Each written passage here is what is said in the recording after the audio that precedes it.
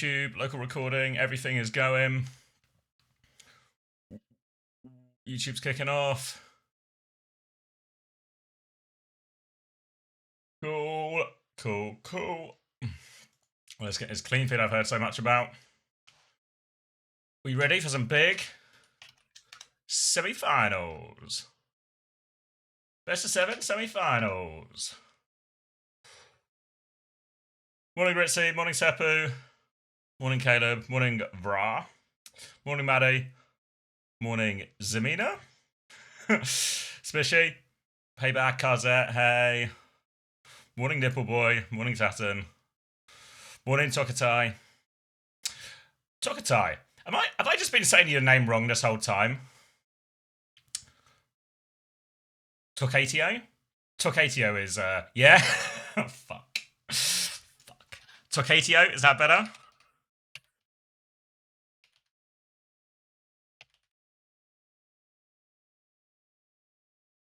Bo Fritzies are here? Nice. You know it's going to be a good day when Bo Fritzies have turned up. Oh, chill out, clean feed. Now, onside didn't really choke. T1 was just miles better, in my opinion. Is Vanilla something random? Okay, well, I'll see what the brain decides, you know? Some things it's just up to the brain to figure out. Alright, let's do... If I do that, you can see that, but can you see the clean feed?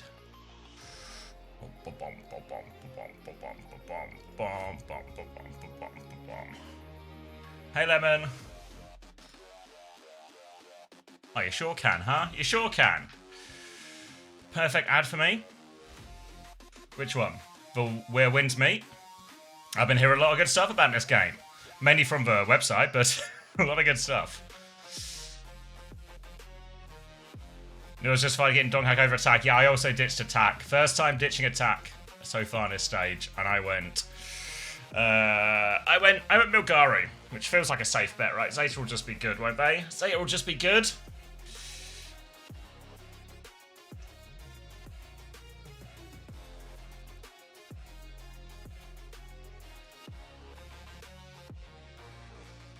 Can I have some ads, please? Okay, Mr. Beast. If Mr. Beast wants the ads, who am I to say no?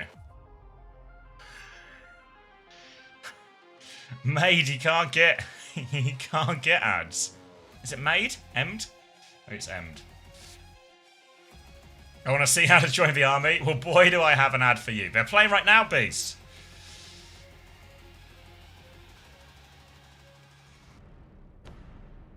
You're getting one right now. These guys are literally getting adverts, and they want more. Is there going to be fantasy for Asia playoffs? Not for Asia playoffs, no. But there will be for Champions Clash.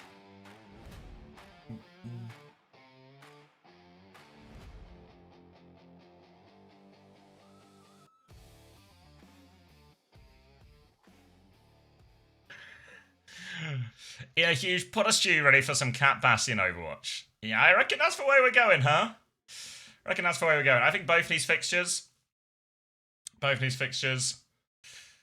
feel like there's a clear Cat Bastion team, right? I actually think this Crazy Raccoon Falcons game, this one is going to be our close game. I think this has 4 Overwatch written all over it. I think T1 looked better than they did last week, but I think Zeta still was on another level. So I think T1 have got a real uphill battle. Would be nice if T1 showed some sort of, you know, resistance, some sort of we belong in the top, you know, we're a contender for one of these spots type thing. But I just don't think they are. 4-0 for T1, right? Wrong.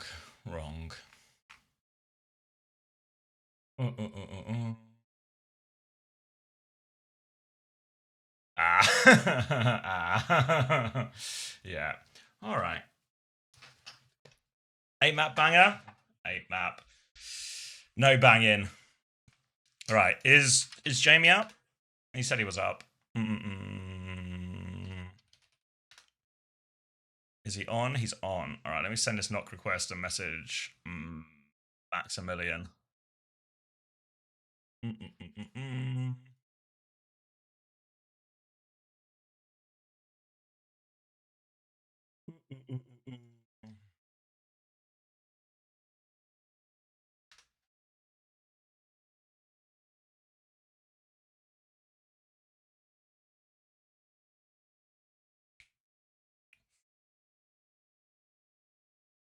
Doghat gonna dig down by himself. My worry is this isn't really a tank dick down comp, you know. It's not a Winston meta. It's not Winston meta. It's not a Hazard meta. It's not even a Diva meta. It's all about. I don't even know what it's all about. Who wins? The better cap? Maybe the better cap Bastion win. Thank you, Tom, for the 10 months prime. If a better cap Bastion win. And I feel like if I had to rank them all, it's probably like Zeta, Crazy Raccoon, Falcons, T1.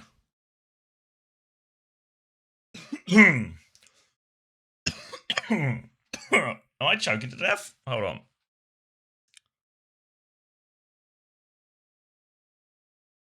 All about dying on Anna, except for that one time you don't die on Anna, and you win the map. Why does Team GB stream all their scrims? Does not mess with their competitive advantage. I mean, obviously, it will have some impact on competitive advantage. People will be able to see maybe what comps we play, how we practice, maybe some of our ban ideas and stuff like that. But ultimately, we're pretty confident in the strength of our roster and our team. And we think it's way, like, the World Cup is more of a fun event, I think, really, for a lot of players and a lot of teams. I know for some of, I guess, the lower tier players, this is like a big opportunity type thing, but I think both of those things can sort of coexist. So it's much more a fun event. So we'd rather stream our scrims, have fun, engage with the fans, than worry about like they can see our scrims, they can see our comps type stuff, you know. We're not that worried.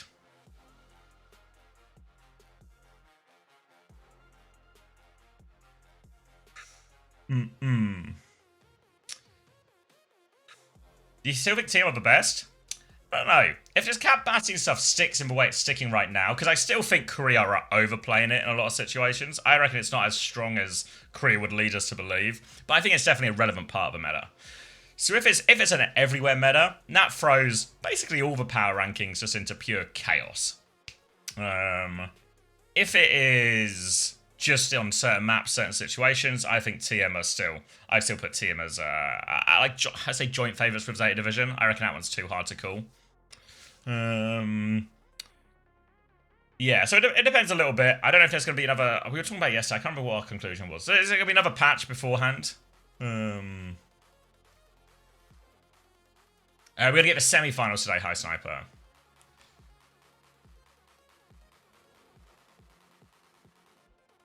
Yeah, I mean the truth of to your point, Maddie, the truth of all of these things is if you think any OWCS team went into a scrim or went into a match rather without knowing what the other team was most likely going to play, you're unfortunately wrong. So yeah, there's not many secrets.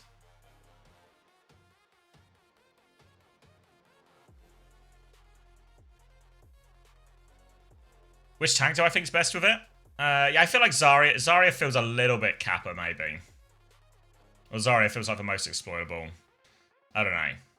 Yeah, our experience in GB scrims was when Mauga was 100% from the cat side. That felt 100% the hardest playing against the Mauga. Maybe we were just wankered it. Thank you, Hunted, for the prime. Should be a good one today. Maybe we were just wank at this Cat Bastion comp. I'm perfectly willing to accept that as reality. But the Mauga felt the hardest for us. So I think there's like decent legs of a Mauga. I think the Zarya feels a bit more niche in some situations. You guys look terrible. Thank you. That's fine. One thing I'm hoping for the scrims, as much as we're sort of doing it, kind of for like an entertainment product as well, I think it's not purely just a... I don't know. It's not a purely taking the piss and laughing type thing.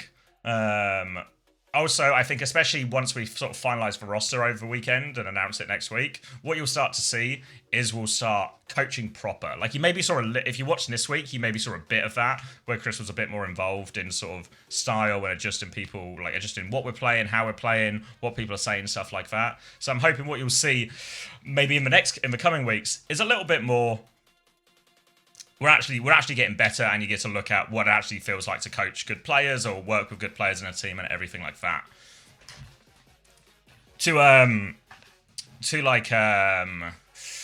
I forgot who asked it. Someone asked about the idea. How do you approach like the different players, like Masters players versus pro players? I think it depends. Like typically, the situation where I'd coach Masters players would be like a private coaching, so we're normally looking at like ranked games and stuff like that. So you're focusing much more on individual impact and stuff. Like 90% of the team coaching is we're talking about the comp and how we want to play, the play style and everything like that. I think you'll sort of notice that while we'll just maybe small things that people are saying or stuff like this, most of the coaching we'll give to like these sort of top players is way more focused on how their role within the team or what their job is or how we play certain situations rather than, oh, here's what you want to do or here's how you should use your cooldowns or stuff like that. We'll do a little bit of that, especially in like the comp learning phase, but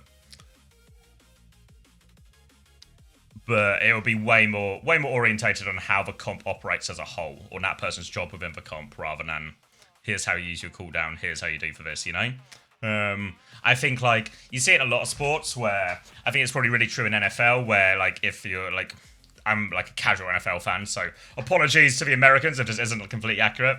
But obviously a big thing to do on if you're the defensive team in NFL is to read the opposition's play, you know? What routes are they running? What does this mean? Where the movement is? Where are they trying to create space? Can you shut it down? Stuff like this. Similarly in football, if teams are sort of building out from the back in a certain way, or there's some sort of pattern to their build-up, you'll look for some sort of like pattern recognition, essentially, of like, oh, when they do this, we should expect this. Here's how we should react. And I think a lot of that is true in Overwatch as well, of like, oh, if we ever see them splitting like this, or their ball is super far behind, that should be our timing to go. All sort of things like this, that just allow the players in the moment to take like maybe what is a more complicated situation and just turn it into a simple, I see this, I make this decision. Thank you, Winwinterer, for the tier 1. Welcome back. Why not just go on vibe? Oh yeah, you're right.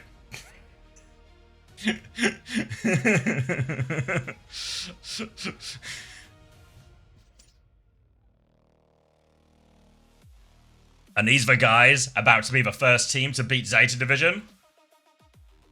No, but they'll give it a crack. They will certainly give it a crack.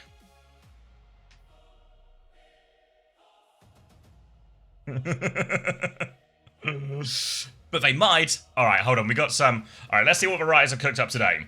Who claims the final cut? A knife that cuts proper versus proud hearts fueled by zest. You know what?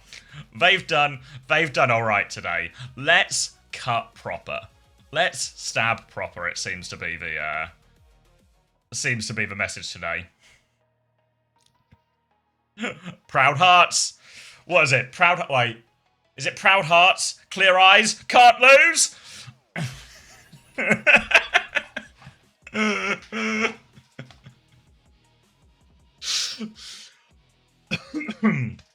Do you think Falcons will step up this time and beat Crazy Raccoon? I don't think they beat Crazy Raccoon, but I think it's closer. I think Falcons are, I'm going to say, the best coached team in Korea. Maybe not like right now, but they have the smartest coaches in Korea. So I think, and Falcons have always been good at this as a team and the players as well. Falcons are the learners, very improvers. Like I think if you compare the seeding games on Friday, where Falcons looked really wank at the Cat Bastion, they tried to counter it a bit, they played it a bit themselves, and they looked awful at it. By the time we got to the Sunday, it felt like there was a huge improvement in how they were winning those Cat Bastion duels. Now, they still lost to the big teams and stuff like this, or to the Crazy Raccoon and to the Zeta Division, but they certainly got a lot closer really quickly. That's in 2 days. Now they've got a whole week to learn and figure these things out. So I think there's a real chance Falcons have closed the gap massively on Crazy Raccoon. Is it enough to win? I don't know. I think some of the heroes you want to play in this, stuff like the ball and that, I think especially obviously going to favour Crazy Raccoon. So I think it's still a Crazy Raccoon series to lose, but I think Falcons will now be way closer.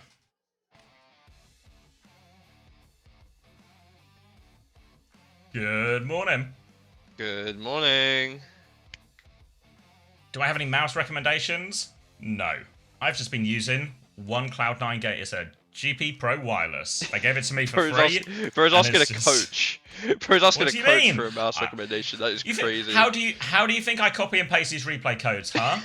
Huh? You can have one of those shitty ones you have in school. What do you... Back in my day, the mice we had in schools had the balls in them still. Is anyone old enough to remember the balls in the mice? That's a weird sentence. But you guys know what I mean. I remember once I was in IT class and I thought as a prank, always a prankster me, that I would take the ball out of the mouse of the teacher when he wasn't looking. And then he got really mad because his mouse had no ball in it. His mouse wasn't working. It took him a while to figure it out. And then he refused to let anyone leave until somebody put it back. And obviously, at this point, I must have been, I think it was like year 6, year 7. So I was like really not up for, admitting guilt in all of this. No, not at all. So I was like, just not buying into this at all. So then, eventually, he said, all right, I'm going to go out of the room, and if it's back in the mouse, by the time I come back in, there'll be no questions asked. And that was the level of consequence-free admission I needed to put the ball back in the mouse. All right, I've woken up at 6:30 to watch some fucking catch-gen. Let's go. Wide swing. Wide swing from Zeta. Low IQ lifter, thank you for the 3 months prime sub, mate. You better read for T1? Of course I am. Alright, early engage here from Milgaru. Skewed is dead. Goodbye, King. What, is Anna banned? Yeah, Anna's banned. Okay, that's why we're on Kiri. Proper's cleaning up. First fight win the way of Zeta. No one could have seen this coming. Yeah, I feel like this is going to be a rough one for T1. As much as they won, probably was the important game to them to get through to the Asia playoffs. I don't feel like they looked tremendously better on the Cat Bastion yesterday than what we saw the week prior. So Zeta Division have been quite literally the best team results-wise on this composition.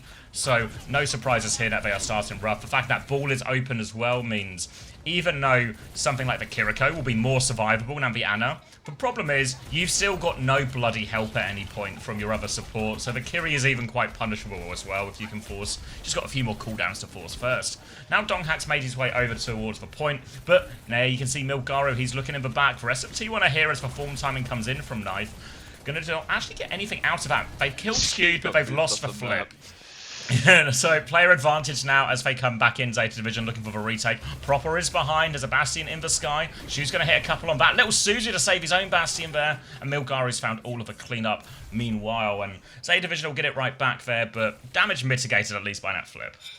Yeah, I think the more I watch the ball versus the Diva, the more convinced I am on the ball Rex. It's like you were saying yesterday. Yeah, it's actually getting the kill on the second support is way more value than helping the Bastion trade. The Bastion trade you kind of just have to big dog.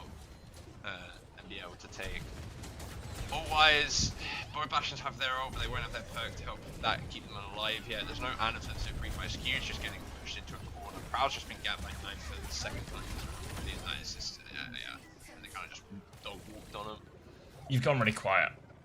I've gone quiet? Oh. His mic is trying to get away from him. Like this series is getting away from T1. That's okay.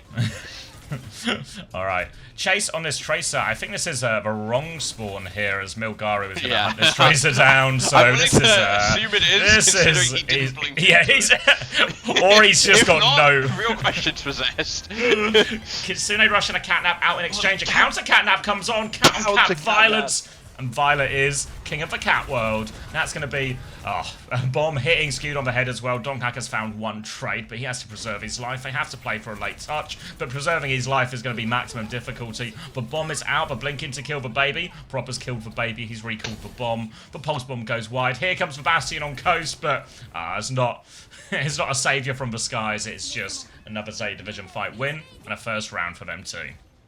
Yeah. I wonder if Kiri's actually the best option if Ana's gone. I mean, my first thought originally was like Kiri before seeing the Ana and like thinking about it properly.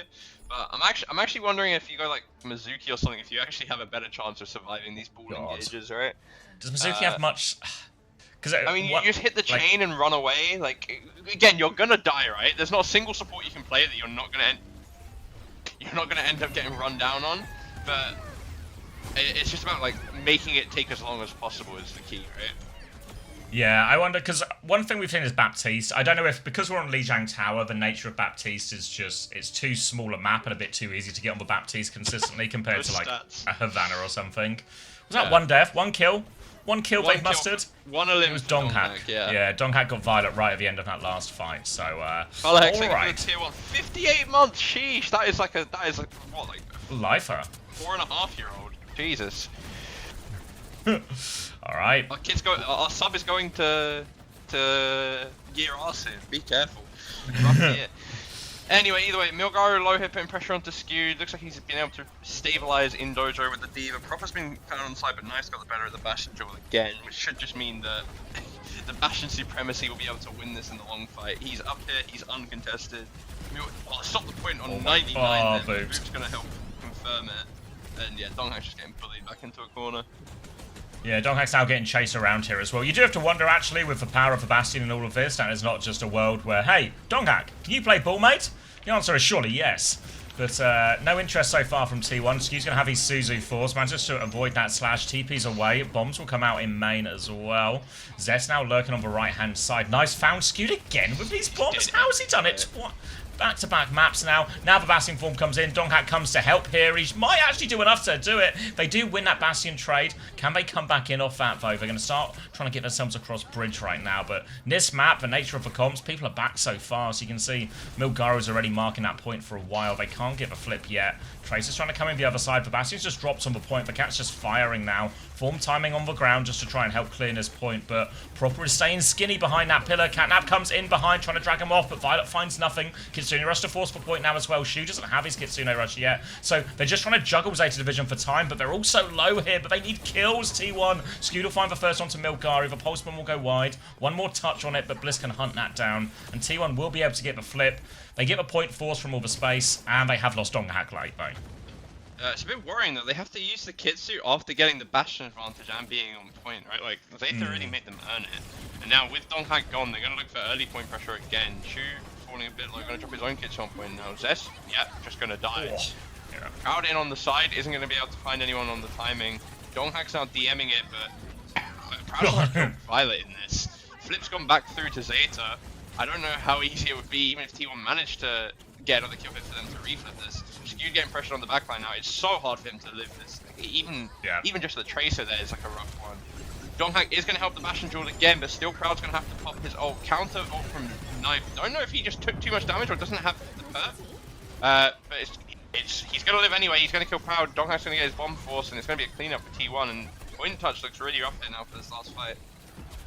Yeah, Donghak's going to die really hopelessly late. They're going to make the baby walk off the edge as well, which means even longer. Zest might have to get the first touch, but you can see Proper immediately looking for this Kiri, looking for this Tracer. Skewed forces a recall fairly early, though, as Donghak has now taken the reset. But look at poor old Skewed. He's TP'd into the sky, but Knife has found him.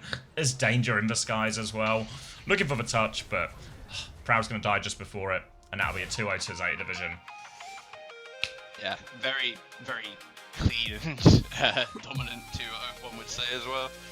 Yeah, the sort of 2-0 now makes you feel like there's no way T1 can win this version of the matchup. Yeah. I mean, on the plus side, the Anaband's gone now. You won't have to play this exact version of the matchup again. Maybe like the Ana will be more comfortable, but you can't help but feel that the Ana will also be fairly comfortable when you got Shu on the other team. Yeah, I don't know. It's actually it's a bit fucked because like the 1 or 2 fights that we actually saw Donghak be able to leverage the value the Diva provides, it never got converted cleanly. You know, like they still had to commit an ult on top in like a 5v4, whereas the amount of fights where Milgaru and Proper just managed to get in onto Skewed and he's just dead, like it's a rough one for them. yeah, Donghak famously can't play ball, so I guess we'll keep seeing him on Diva, right? Yeah. It feels like I mean, this happens in Overwatch all the time. Now, one of the most valuable things in Overwatch is always uptime, right? And that's why normally hit scans like Bastion or say Ashe are pretty much always outvalued by an Emre or a Sojourn or something, or a Cass that can just be active way more of the time. Same with Kiri Lucio, right? Like, it just allows you to play the game more. That's why stuff like Diva and Ball are also really good. And it feels like what happens when you play the ball is Milgar is constantly doing stuff. You know, he's touching point, he's forcing cooldowns out of the back line, as is the right of ball. Whereas the Diva is stuck, just, you know, has to play a little bit closer to his supports, has to look after that one. Same when we saw the Zarya yesterday, right? Like, we saw someone sort of, you know, bubbling fielder a billion times, which did kind of help in some situations, but the ball was just on them constantly, you know? Like, you bubble the first engage from the ball, great. You've now got 4 seconds to try and win the game before the next ball comes. Yeah, and you're never killing ball in that timing, right? Like, if, yeah, if ball you don't punish them. Lower HP or something, it'd be fine, right? But and the ball can even actually still help a bit in the sky, right? Like, if he does, you know, like, yeah, I think it's like if he gets the the right jump-in rollout, tech that you would do against a Pharah the or an mines Echo. are really good as well. Like in these dogfights, like the amount of times that you get traces that either die to the mines or die because they can't run because where the mines are blocking. Yeah. Or even the Diva ends up like falling into them, or even just you drop it on a Bastion when he's ulting if he's on the floor, right? It's a good it's just a good character, and then especially in the Ana version when you get the shield up, suddenly any outplay potential the Ana has like halves instantly. Yeah. I think as well, one thing we saw both teams struggle, even in their domination, the one thing Zeta struggled with the most was actually point control sometimes in this comp, you know, when T1 struggled even more, and actually the minefield, about as good an ult as you can get actually just to, alright, we can actually protect the point a little bit here without everyone having to run into a Bastion's face. Yeah. You should look at my stream real quick, I gotta show you something cool. Okay. It's a gift that Ava got me. This guy will do anything for a viewer. Let me know when you're looking. I'm sure not. I might eyes have, on. to be fair. Alright. It's a mug. It says, I think, therefore I am. It's got that is you. A picture of the guy thinking on the side.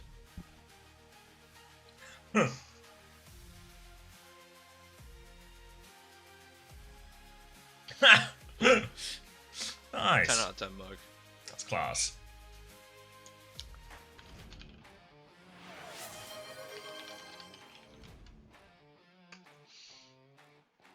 Alright, if you're T1, I guess I'd want you to go somewhere that... I'd want you to go somewhere and ban Cat Bastion, both for my sanity and for your chances of winning the game.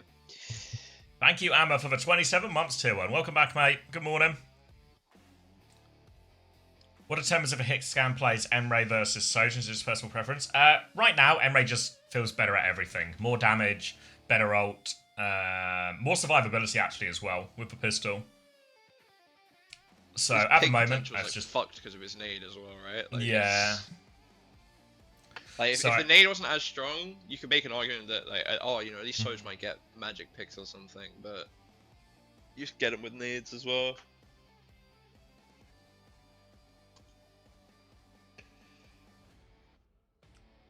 Yeah, I think it's not like 100%. You know, we still saw Chronic play a bunch of Sojourn and find some success back in NA stage 1 as well, but I think just Emre's just got way more to the kit, way more power at the moment.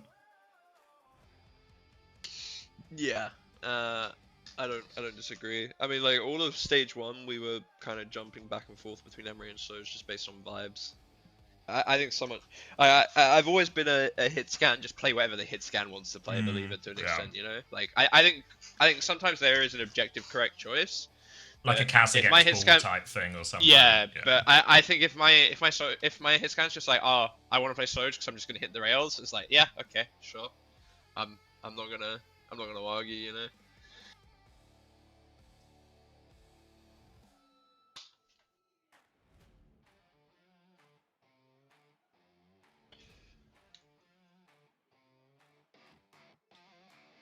What if your hit scan wants to go 1 to 7 on Widow? Then that's his right.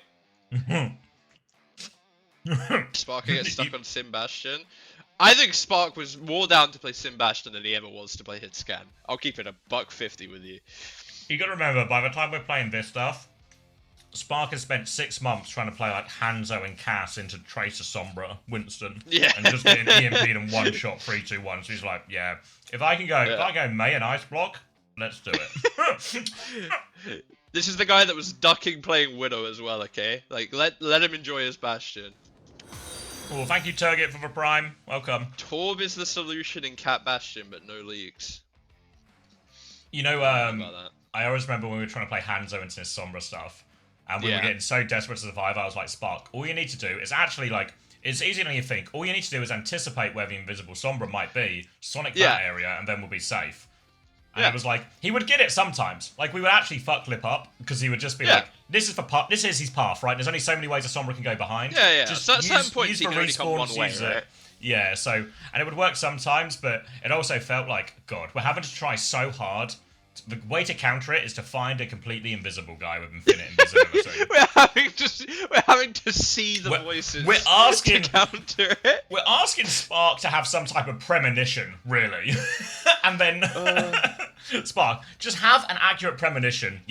12 times in a row in a game, and we won't get hit by his Sombra dives anymore. Should have put me on hands, or I'd have had that shit down. To be fair, I remember doing like talking to Spark about it, and it was like, it's actually the sort of stuff that would be right up your alley, of trying to mind game especially as a Sombra player as well, you would be like all over it, of like, he's probably here about now, right? Find the Sonic, and then if you find him, he just dies. I've still got a full penthouse in Hydron's head. Like, I can move it any time I want.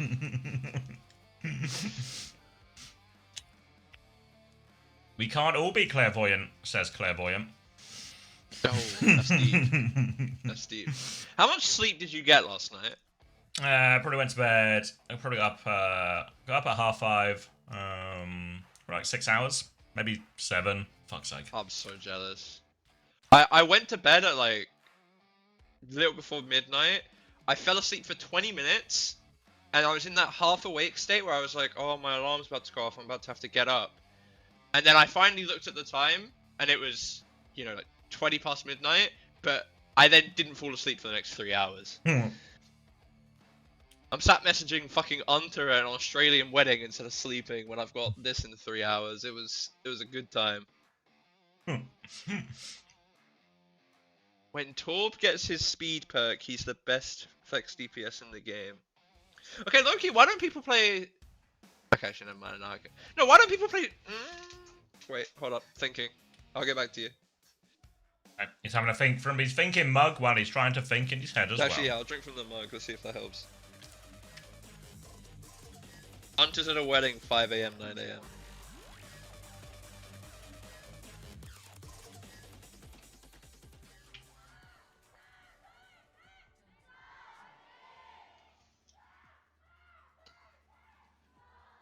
Yeah, Sparker's like, I want to say, as someone who doesn't watch Marvel Rivals, I'm pretty sure he is actually, like, the best player in the world. No, he is. He actually is. Like, unironically, yeah. Like, it sounds like a Gas Your Boy type thing, but yeah. I think early on, maybe Cypher was the better player.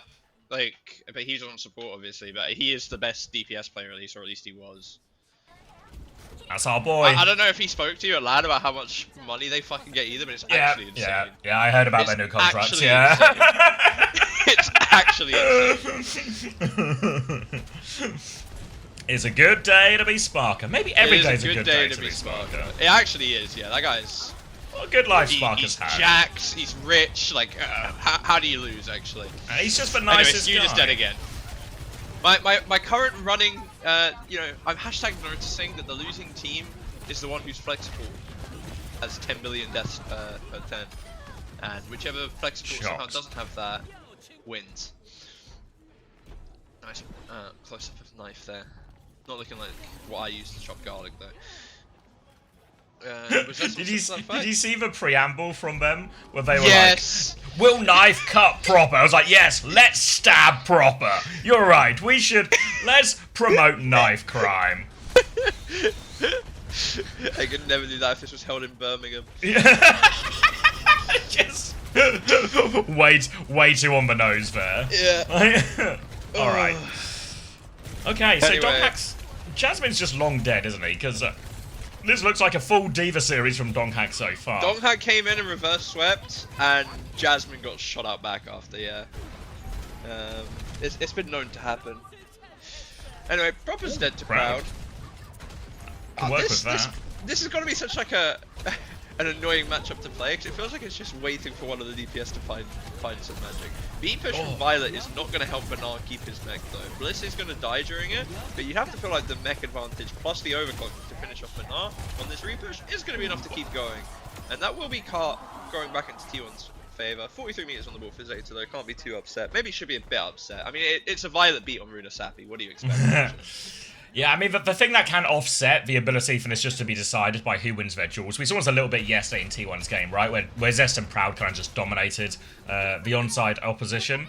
But the one thing to offset it would be, like, good macro, right? Like, support ult value, really importantly. But feels like they weren't able to convert in that one, and now actually T1 are pushing the corner with double support ult of their own. They just have to worry about this barrage timing from Proper, but he's still a little bit away for now. The only problem with this comp sometimes is the ability to push as hard. They're just going to beat in immediately. Kitsune Rush in response, going to be skewed, layering that one over the top. Now the barrage is up for Zest if he can find a timing. He's going to sneak left-hand side here. He's going to find Shu around the corner. Shu has nothing to get away. Burner has the bomb, but he will not be getting back into that mech. Bomb is traded out as Proper's done a similar thing to Donghack here, but that will be checkpoint right now. Rocket's going to ensure Proper has to go all the way back, and that's a good fight for T1. Yeah, get the lead off that. They expend a lot of their ults, but I mean, so does Zeta, right? You're going to back up and wait for whoever it was that died. I think it's Big Dongy. But now you get to play the God spot. Shoot, really hard for Zeta to actually just force a walk up here, right? Really hard for the DPS to find an angle to actually do anything. And they're not really close enough to any else to force anything. They might end up just having to wait for this Violet beat and then play for that. He is farming it fairly quickly though, to be fair. And they have actually just walked up the map. Yeah, they've walked up the map here, and they need to be a little bit careful. Violet's taking a whole bunch of damage. He's got a full pressure on him. He's got Donghack in his face. He's got Lucio on his head as well, and that's going to convert into a kill right there. They catch Violet trying to push this side. They punish Knife there too, and all of a sudden, that's worst case scenario, right? They were just about to have beat advantage, and now T1 have won the fight for free. They get to win a fight with no ultimates, build up a bunch of their own, and close that gap on Violet's beat charge as well. It's a real disaster fight for Zeta. Yeah, I think it's just like I don't know, like that's the God spot of this map, right? The same way we think of Esperanza Bridge. You don't just walk up through, like, under bridge as the team retaking the space without anything. You're so close to the beat, and the AJ is Violet AJ and Runa Sappy. Sky is blue, grass is green. Zest is gonna fall to Proper, but Dom's gonna clean that up as well. And honestly, it's not looking too clean from T1, from Zeta here. Banana's gonna get a couple trades to at least stem the bleeding a little bit, but give him a separate wave at least. Nice. Yeah, right. Disadvantage now. You do a quick sync. You might be like half a second ahead. 32, 31, 30, 29, 28, 27. It just works. Just works. Unbelievable, right? Unbelievable. Just writes it. If anything, the writing's a bit lazy. We've seen this one before. It's going to be a Juno swap now. Yeah, of course. Yeah, Juno was the swap we needed. I fucked up both my beats. Yeah, I gotta go Juno, guys. Time to go. I wanted to be on Juno the whole time anyway. To be fair, it might work in the comp, but for now, they're going to worry about the ult disadvantage more than anything. Kitsune Rush from T1 feels a little bit shallow, and Zeta are kind of just away, but Zest has found a barrage timing on that inside. Proper's going to duel that one, does win it as well, so it's only 3v3 as Donghack gets himself onto Shu one more time. Shu's got no cooldown, so he's going to go down, and that's going to be... The cart's stolen a little bit, though, but Banana's in a bit of a pickle here. He's got full pocket on him right now. They're going to fly on Donghack, look for this kill. Big health advantage right now on the Diva. Also, Violet is very low. He's giving him the jukes a little bit right now. Ankles in shambles from Donghack, actually, and now he has to go back. Both Divas going to regroup their teams. And Burner's actually survived this because they pushed for Juno instead. So Zeta Division, they've managed to stabilize, and now they have 4 ultimates. Dong has been forced to bomb. Beat comes around the corner to allow them to get the remake. Now over the top. No, Donk from Test. Top of his head. Proper will go down. Clock exchange in main, or from Knife actually rather. Proud hasn't used his yet. They're just holding on to this one, but Proud's about to be ready to go. He just needs the pocket through this corner, but he can't get it. They're stuffed inside this choke now, Zeta Division, so Donghack's going to fly through instead. Suzu comes out, keeps them all safe, but Donghack is behind. Nice found a kill. A bomber's out. Knife is going all in. He swung out of that one. But Zest is shutting everyone down as they come out. Proper is back. It's a chaotic fight, but I think they still have the numbers, T1. Yeah, it's really, really messy from Zeta, actually. Just a lot of a lot of small individual mistakes along with the more macro type mistakes. Proud actually held on to his clock during that. I thought he mirrored it, but that means that T1's going to get to swing with that. Unless Proper just dinks him across the map with the help of the perks, going to finish him off there. T1 should be able to back up to the god spot now. Zest is stuck behind though, but maybe they can tempo forward if they see that they're clearing him. Can he make it around the corner? No, not quite. See, Juno, broken. Can't Ajax a beam, right? Gotta be impossible to Ajax a beam. Sorry, I was finding an emote. There it is. If anyone can do it, I believe Violet can. Now, for the first time in like 4 or 5 minutes though, they're going to have a chance to actually play the game again. T1 coming up on a lot of ults to help stop this though. Should be able to fight before cap as well. I'm assuming we're going to see a clock swing into a Kitsu type of beat probably. And yeah, it's actually a flank clock behind. Looking for this one as well. Violet's trying to check him. He's having a little look. He's managed to survive. Mr. President, he doesn't need to get down. He's having a look. Zest will drop the barrage. He finds 2 in the back off the tail end of that one now. Shu is low behind. Just get the Mega and get out with Violet, but they're completely separated from Bernard, which means kills on the point, can't control there, and T1 will be pushing right back. And we're entering the final 2.5 minutes now, and Bliss has a clear beat advantage. Yeah, Donghack overstaying a little bit again. Good cleanse from Stu just to help him out. This beat advantage, it's going to be a rough one. Someone's just going to get one shot. Between Proper, Knife, and Violet, there's always going to be a target to go on. The only hope is that Proper somehow managed to find a barrage through this beat.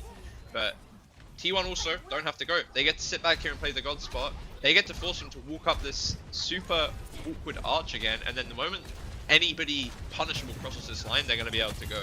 And until then, they get to just farm ults and buy time.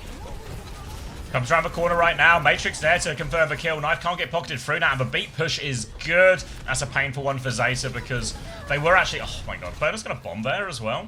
They're going to try and play for trades. Proper's found 1, but he's now just has to play his life behind. Yeah, that's a really painful one because actually Zeta Division, they were coming up to a really big ult swing, right? Because T1 used quite heavily in the fight before, so Kitsune Rush, a clock, all of this. But the beat just kills them all beforehand.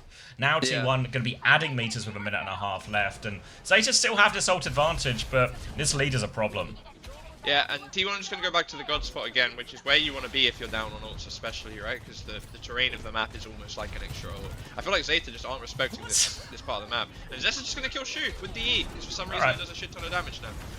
That gives T1 the chance to swing again. Obviously, they've still got to care about the ults coming. Farage all on the sky. The rest of Zeta are backing up now. Knife's just going to get killed. No heals there for him. But Nars falling low too. He's looking to just die on point to at least not get staggered too heavily. But it's actually a shambles from Zeta. Like, actually just really, really bad. Yeah, they've got... relegated coach's opinion. These guys could never get 5th, 6th place in EMEA. Zest hiding on the right-hand side now as a Zarya swap is for choice from Bernard. Zest is just going to look for that one shot. Jesus Christ, Proud will finish the job. Thanks, buddy. A little alley-oop on that one. Knife will go down, and they need to start using ults now as 8th Division. Kitsune Rush comes out. Big pressure onto Violet as well. The pocket is good from Shu, keeps him alive, but Shu's in big trouble as well. Barrage over the top from Zest finds Shu. Only a 1-for-1 trade, though. Proper has a barrage of his own, but he also has ray-boosted rockets, which will do a hell of a job as well. So... did they win the fight? Yes, but they had to use both support ults here, Zeta. Yeah, Bernard's made the swap over to the Zarya as well, which I'm not 100% sure on, but sure, go for it. But yeah, like you said, using both those ults, T1 they get to come and take an early fight now with their clock. Knife's hiding for a maybe not hiding, but Knife's on an angle with his own. But even if you lose this fight, you're gonna have beat on the next, and unless Bernard farms a lot of grav, there won't really be an answer for it. Let's see how T1 manages this. They've taken the white thing. They don't know Knife's there. Knife's behind. Peeks. Doesn't quite get Proud, but does manage to find Bliss. And they have wiped this fairly cleanly. But Proper does commit the barrage as well. And Bernard's only gotten up to 60% on this. Bliss has only got to 75 on his beat, though. It was a fairly... I swear he started the fight at 66. So, pretty bad fight from him. Here we go. We need like another 3 fights for you. At this rate. Because actually, now you're in a bit of a rough position where... It's 2, maybe 3 fights if you take them quick, and Bernard should be able to get the grav sort of in time. I don't actually like this early poke from Proper here, because I actually feel like you're just feeding this beat. Yeah, he's up to 86 already now. Oh, Donghack's flown in, just one-shot Shu. Alright, now Zest is on this one. Bubble comes through for Violet, but Diva Tracer is going to Tracer's tear up a Juno Kiri. Yeah, good swap by Zesto, agree. Blitz is about to have a beat, which should really be the final. Blitz has died with beating what could be the final fight. There's only 3 players with no heals. Proper's found a second kill. Donghack, can you just deal with this for the team, please? Thank you, Donghack. Jesus Christ, come on. Donghack and Zest just one-shot the backline before the fight, and we're still in a dogfight. But that's a good result for T1 here. Really good result. It's what you needed, right? If you wanted to have a hope in the series after how map 1 looked, you needed to at least be able to win. You need to win both of the Cat Bastion bans, really, right? Yes. And you need to figure something out to get over the line for 2 of the other maps. That's the rough part of prospective Juno swap into a Diva, yeah. What do you do when you swap to Juno and then they just go Tracer as well? Oh yeah, no! To lose. But I don't know. This is where like it being first to 4 is really rough if you're a team that's not comfortable on the meta and there's only 2 bans for it, right? Because before it'd be like, oh, if I manage to win the Cat and Bastion ban, then I only need to cheese 1 of the other 3 maps. But you're gonna have to cheese 2 of the other, like 5 or something instead, right? Yeah. So it gets really tough. I mean, the good news for T1 is actually on this type of matchup, this is a DPS focused composition in terms of a carry, and Zest and Proud were better than both their counterparts here. Yeah, I mean, probably got a couple nice like 1v1 kills onto Zest, but they were always like worthless, you know? Yeah, Zest I think got more barrage value for the most part throughout the series as well, or through the map rather. It looks so egregious from his point of view. Yeah, I mean, it was egregious. You know, I think it was really bad. There's like a really minimal level of cope on this one. But like even it's like the everything just goes T1's way, right? You know, they have their DPS are winning their duels, and that's super pivotal in this type of mirror matchup. They're also winning the support ult trades because, you know, thanks Violet. So it's all going their way, you know. But the problem is now we're just gonna be stuck in Cat Bastion, and T1 ultimately need a solution in some form. I mean, they still have the Bastion ban, right? So presumably, unless they to protect DPS, you're gonna whip that out here. So I think if you manage to get 2 maps on the bounce and get the momentum going your way, then suddenly like these super like chaos style comps, you know, when you've won the last 2 maps, it becomes easier to play, right? Yeah. So we'll see. Yeah, I mean, map picks like Havana and leaving it open might also be fine for T1 going forward if that's an option for them. I think I know teams have been playing it, but I'm not convinced that it's like fully viable on that map. Yeah, and there's maybe certain modes, like I think they've sort of doubled down here, you know, they've done a classic, like, I think the push game modes and Flashpoint are probably harder for the Cat Bastion as well. Like, you even saw kind of on Lijiang Tower, point control's a little bit rubbish, which means it's a struggle if you're on a point-based map. Yeah. So there's maybe a few legs in, like, picking a map, and that's a little bit awkward for it as well. I guess the big question for T1 really is, are they ever going to try and counter it, you know? Because I think if they just keep taking the mirror, it's probably just fully cooked.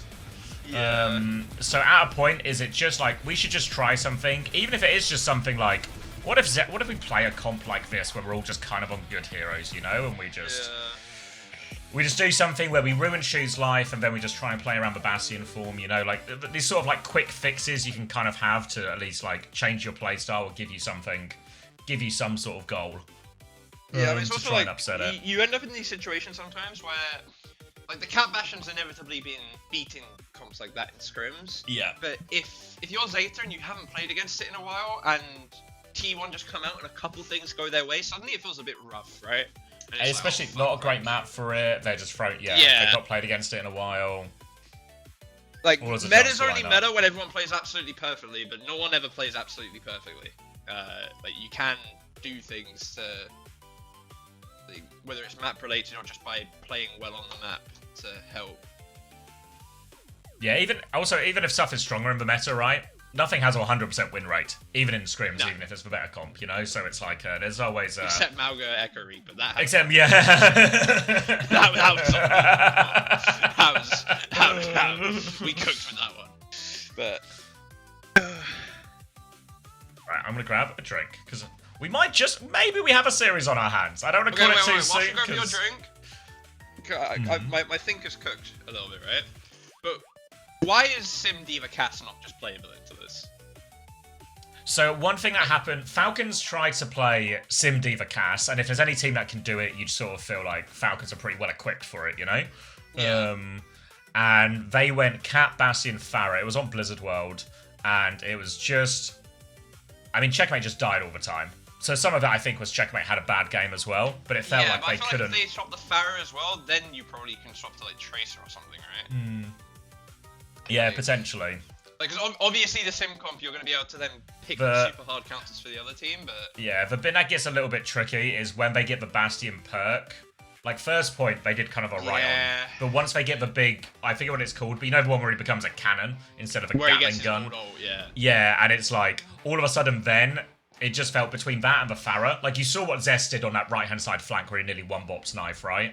Yeah, what if, like, both DPS are just raining down one-bops from the sky? One thing you can do is if they pick that perk, then you go Cat Bastion. You win the Cat Bastion Sky battle by default. Yeah. Because gun against cannon. Gun against cannon. Somehow gun wins. Yes, gun wins. Everyone knows this. I rolled up to a duel the other day. We took 10 paces either way, and I shot a fucking cannon at him, and he died. But well, of course, because he's got to light the fuse. Yeah. Burn, burn, burn, burn. All right, right back.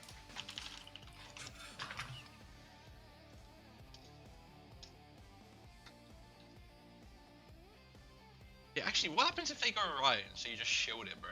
Go Ryan Kassem. Actually, it's gotta be fake, right? Into Bastion, it's gotta be. No, but you just need a couple seconds. All you need is a couple seconds, guys. Okay, but what if we went Ryan Bap Kassem? Lucio, okay? What would happen?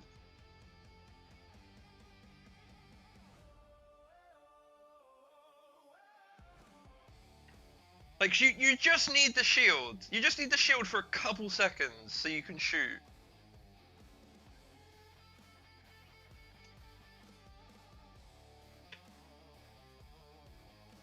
Shu fucks your backline? No, how do he blocks those? How do he blocks those? I don't know what to tell you. It's actually insane the amount of nades Hattie used to block back in the day. Like, it's not spoken about enough. This guy wants an excuse to get the London boys back together. I don't think there's enough money in the Overwatch scene to pull Spark away from rivals. I don't think it's possible. Bro, try to engineer a meta that gives him a job. Bro, all of last year, and honestly stage 1, is a meta that could have given me a job if there was a team willing to play around me. But sometimes that's how the crumble cookie is, you know? No, I don't want to play Cat Bastion though, Primrose. Yeah, Ryan gets bullied, but like, I just need Ryan to be a big scary macho man for like 2 seconds first, you know? Eva ban's a big question. Yes, I don't know. I feel like just protect DPS and play Cat Bastion though. What if you had a hero who could block 8 nades and many people in the same movement? Yeah, but she can't block as much. I mean, she can. She objectively can, but you know what I mean, right? Like, I need a shield, not a DM, okay? I need a shield. And Shadow's so broken against a Bastion in the sky, okay?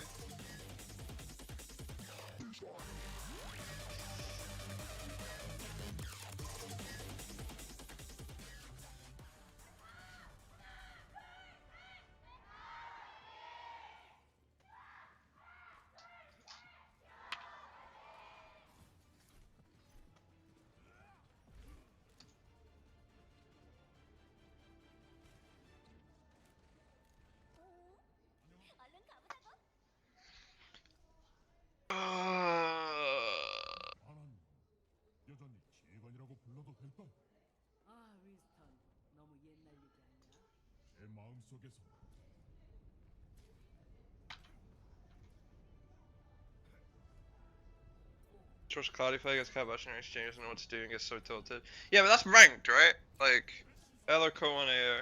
Like, Ryan into it in ranked would be fucked, right? But if you have... Because the thing is, you need to stop, like, the boops and shit of the Farah, right? Like, the D.Va's fine if it's just the Cat Bastion with the Sim, but it's the Pharah swap that really fucks you. And just the boops. The different did you shave? You know it, mate. X is not back because he is not interested in doing his job. Zest is somehow already killed Knife. We're actually in Anna Ilari versus Anna Brig. Emery on either side. Kart's just moving under for Zeta. It feels like the D.Va ban. I mean, it makes sense, I guess, right? Donghack's just playing it. You can force Monkey. If you feel like you're backing yourself on the Monkey, sure, I guess. Be able to get someone to just sub in for him for a few streams. Yeah, I know this Australian guy that can do it for me. Anyway, Violet looking to take the coast here. Donghack's jumped in, fallen low, just about gets out. Milgari's going to take all the space after, and that's going to be T1 conceding the first half of the map. Welcome back, mate. It's nice of you to show up for work. No way they started already. I always get a billion hours break between the maps. They started. They want to play, bro. Donghack jumping to retake blue here to pressure Zeta's backline. Milgari's going to do a jump back as well after falling low. Very close to Nano here for Skewed. Massive advantage over Shood actually. Shood actually. See if we can make use of this. Donghack going to go in, gets in onto the Emre. Unkillable Demon King, unfortunately, has double support pocket. Shood's falling low though. Hits the sleep to actually save his life. He would have been dead there, and Donghack's the one that dies. Fucked up world. Cart's moving during all this as well. That's actually just the most Shood thing ever, no? Like, should be dead, hits the sleep, and gets the kill. Yeah, it's kind of what we talked about. We were talking about, like, Cat Bastion has elements of this as well, as Milgar is going to try and finish, well, should be able to finish off these players, right? Or just, no, going to stagger them. No, wait a second, that's the defending backline. Yeah. Wait a sec. Yeah, that's what I was like. Alright, Blitz will get killed out of mercy here, but... there's so many skill matchups here, but especially between the Winston and the Ana in terms of, you know, hitting the sleep, outplaying the sleep, finding these abilities to engage, pass for whip shot, everything like this. Yeah. So it's really, obviously, a good one for Shu, but Zest is going to do, well, one of his own right, skill expression. We'll hit that pulse bomb here, and it's going to be a primal, a rally to make sure they survive, so this should just be a 1-for-1 trade. Milgar is just going to die going for that one in the end. The fight was pretty much already gone once they found that Ana trade, and that's going to be T1 with a chance to stabilize here, but second point, I think, isn't what it used to be as far as defense goes with some of these changes, so... It feels undefendable now, honestly. Yeah. It feels really, really hard. It's the same, it's kind of the same as, like, Dorado, like the first half of Dorado second, where actually having a way to easily get up onto the high ground makes it so hard to hold the high ground. Nano Emery now over the top into the ship. Yeah, I mean, actually, how do you live that? Good sleep again from Skewed this time. Should be able to kill him. Oh my god, that was scary for Proud. He was half a second away from death. Proper's 1 HP on point now. Nano Tracer, not sure if this was needed, honestly. Like, you were 1-for-1 and you're the defending team. He's going to go and clean it up anyway to make Skewed's decision look a little bit better. But yeah, I see people in the chat talking like, is the Bastion ban worth it here? I don't know, honestly. It feels like in a first to 4 series, me personally, I probably would try and save it for another map. But also, it's probably pretty good on this map, right? Like, it's... I don't see why it would be bad, honestly. Like, second would probably be the worst point, but even then, with the way that high ground is now, where it's like got this wall, it's probably really fine, right? So maybe it's really, really fine. Yeah, same with Rio Sappy, right? As an argument, that's one of the better maps to deal with it as well, but maybe at a certain point you just... Violet's gone flying in here with a Captive Son. Hold on. He's going all the way in. Proud's going to get that one triggered onto him. They can't pocket him through it. The sleep onto Violet behind from Skewed, foe, so chance to trade that one, and Donghack's got a kill on Primal on the backline here. They'll chase out the Tracer as well, and most importantly of all, the backline from T1 still stands strong during all of this, so they should be able to stabilize off that. Yeah, CommanderX is saying maybe it's because of the D.Va ban, because what do you play? But Donghack plays ball, okay? He plays ball, so surely you just ball mirror the Bastion ban at that point. Either way, moving forward, Proper setting up under here. T1 actually winning more fights than I've seen a team win on second point of Gibraltar since the change. Pulse going through onto Donghack now. Peel is good. Proud's going to get chunked, it's going to get forced back, just going to have to shoot point and bubble with the end of it. Looking to zone shoot, doesn't hit the shot. Zest misses the pulse too. It's actually a cast swap for Knife that I just haven't noticed as well. Violet getting pressured by the Nano Monkey now as well. Going to force out Nano of his own.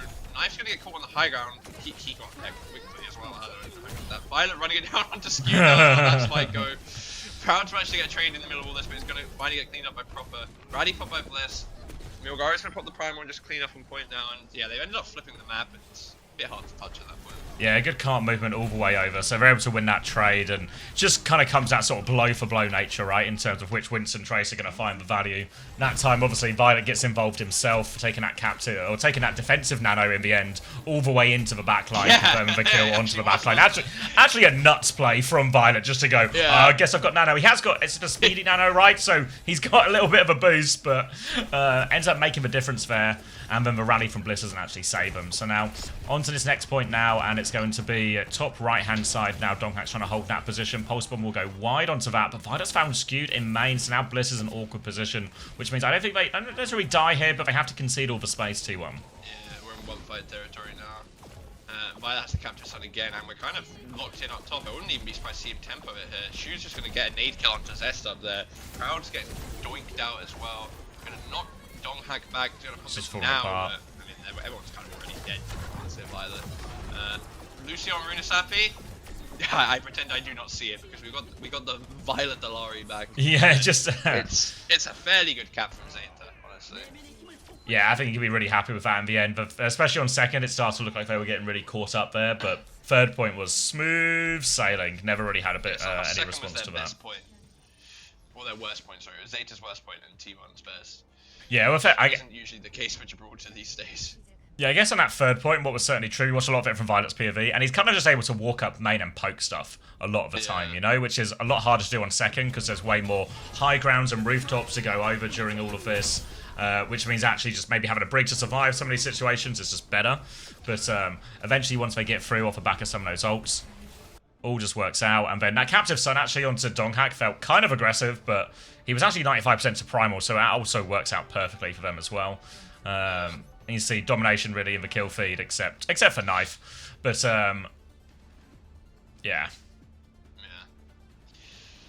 Well, I feel like this is the type of mirror where shit like that can just happen though. Actually, so I might be getting Kiri Liu on the attack from T1, which honestly I'm a fan of.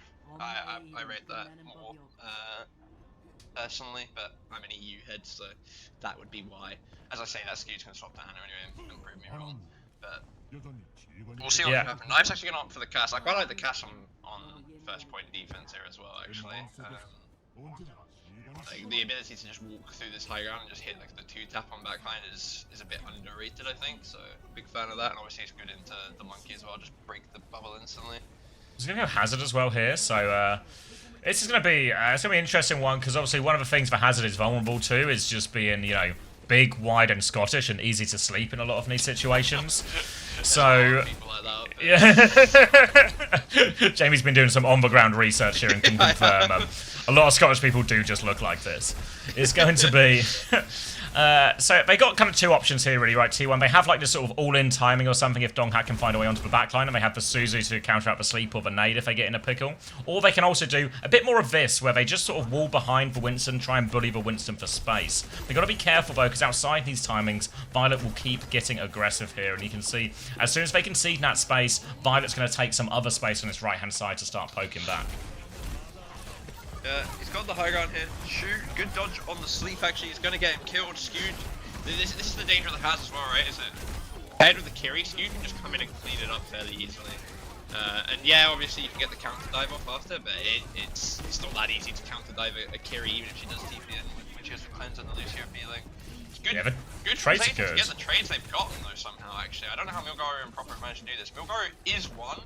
Donghak's scared of him. He's scared of the aura, so he's actually gonna let him jump out and opt for the Mega instead. And I mean, Carl's moving, but I actually thought that was just over and that we were going to last fight a point, but somehow they've traded up and ended up in equal positioning again.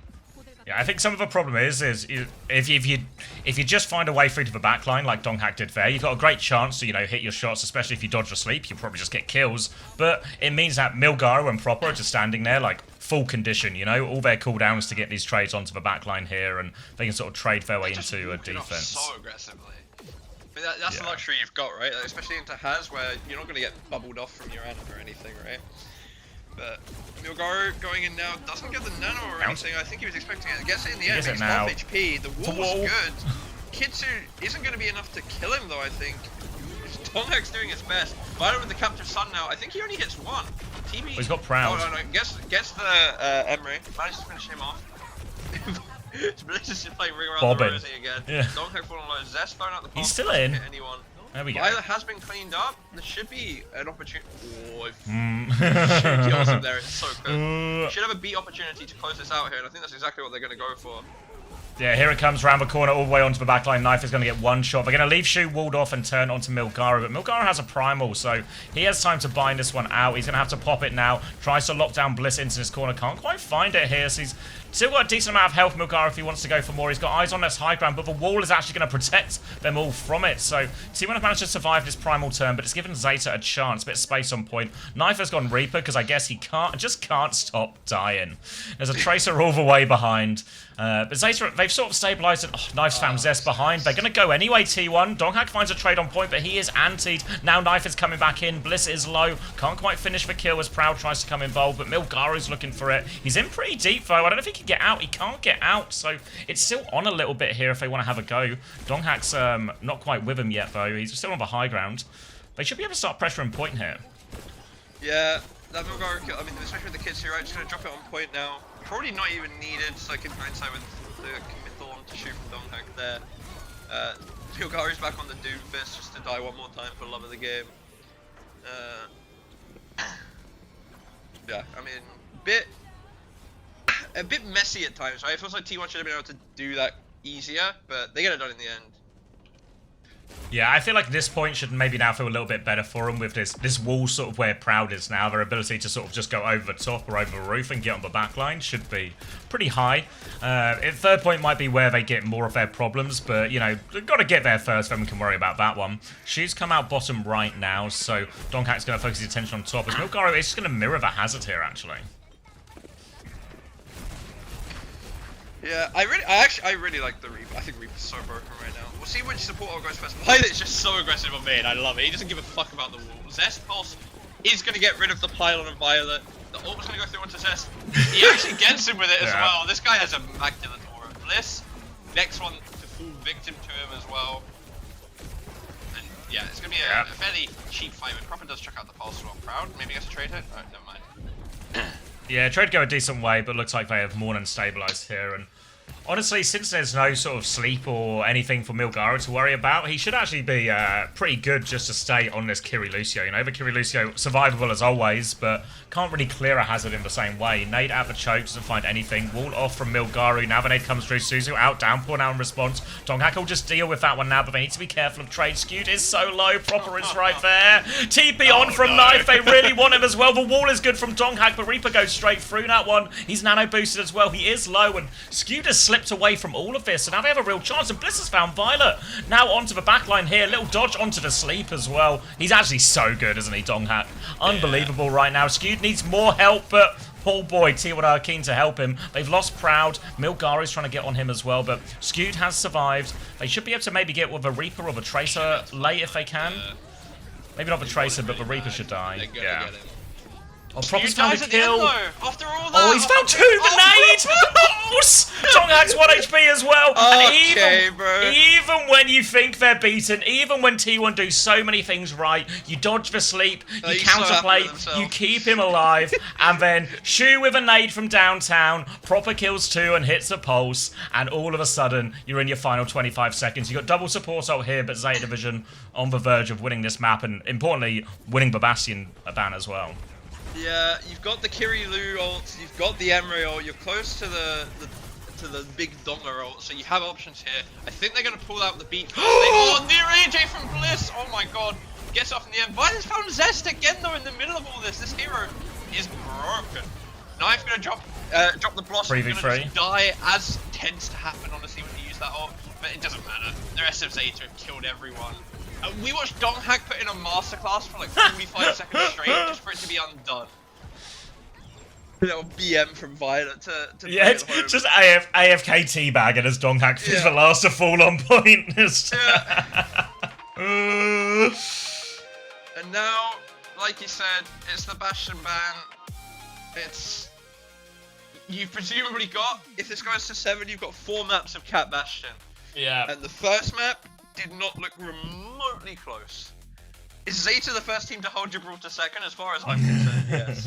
First team to ever do it.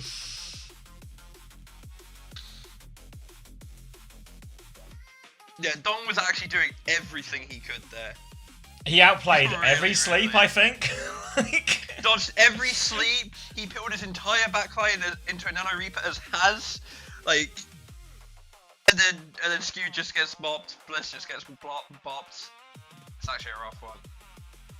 Yeah, that was actually the second time, as well as outplaying the sleep. He also obviously killed Milgara at the start of the fight by, like, hitting that downpour through the wall trade and everything as well, you know? So he's outplayed Milgara twice, he's outplayed Shu.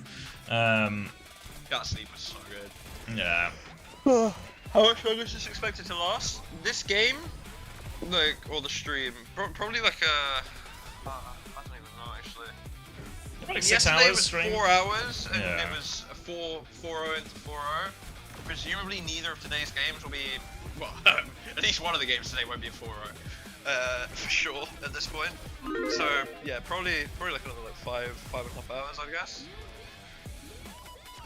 Yeah, I think the next game should be more likely to be closer.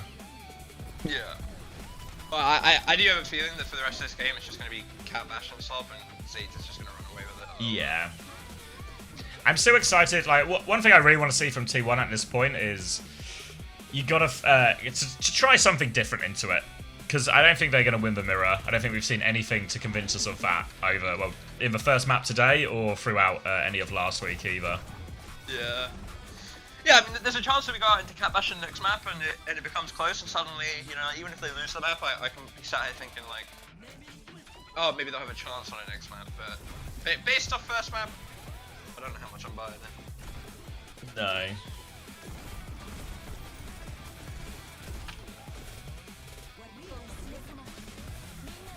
Was there a better... That was insane as well. Was there a better version of this to do? In like from a ban situation? Because I actually came back in a tad late to the whole thing. But we've gone to a dive mirror, right? And while this is a good comp for them, are you not also just inviting a world where Shu can play Ana and Violet can play Ilaria on a map that's good for those two things? Compared to, say, maybe playing like a Flashpoint or something, or... Well, it wasn't their map pick. Oh yeah, true, sorry, never mind, yeah. It wasn't their map pick or first No, map. yeah. I guess the question then becomes... it's 8 AM now, Smashy. Morning. Would it have been better saving it for one of theirs? Yeah, I mean, it's You know, like... that, You use one of your most powerful bans here to force an Ana Brig comp or an Ana Alari comp out of Zeta Division. I guess the reality is that you have to be able to win that if you can't win on the Cat Bastion, right? Like, if you've got two completely different comps that you don't want to play, then you're just cooked actually. Yeah, but that's what I mean in terms of then you save your good ban, right? Rather than using it in what might be a lose-lose. I do think the Cat Bastion's really good on this map actually. Like, the more I think about it, I actually think it's good. I gotta change my headset battery 1 sec. All good. Yeah, I guess the worry is just that now, what's the next ban situation for T1 to use? Like, what's their they pulse his corpse as well. And he's back. You see as well, after Violet goes AFK, they also pulse Donghack's corpse afterwards. Did they? Yes. He's public enemy #1. That was was that pulsing Violet? Oh, okay. I'm just spreading misinformation. He's got his own teammates disrespecting him.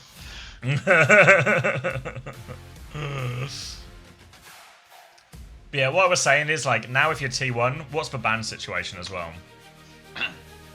Yeah, I don't know. You can go for a bull ban, right? Like, you probably bull ban. Play the catch him with ball off the table, force them to mirror the dealer or go Zarya or something. Like, that would be... Yeah, you'll know if Milgara is in or not as well, right? Or Bernard, so maybe you can also, yeah. That would be my next play if I'm T1, but I guess the only play I've got left. Well, you can maybe do it both ways as well, right? Like, if Milgara is in, you ban Ball and force him to play Diva or something else, and if Bernard's in, maybe you ban Diva and you go Ball yourself.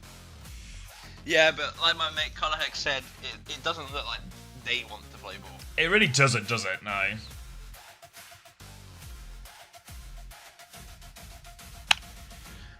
And also, I just don't Bernard played it. No, he has, right? Yeah, he has. Yeah. Sure. Yeah. He literally played. He played the Arena Sappy. He played the map boss. So.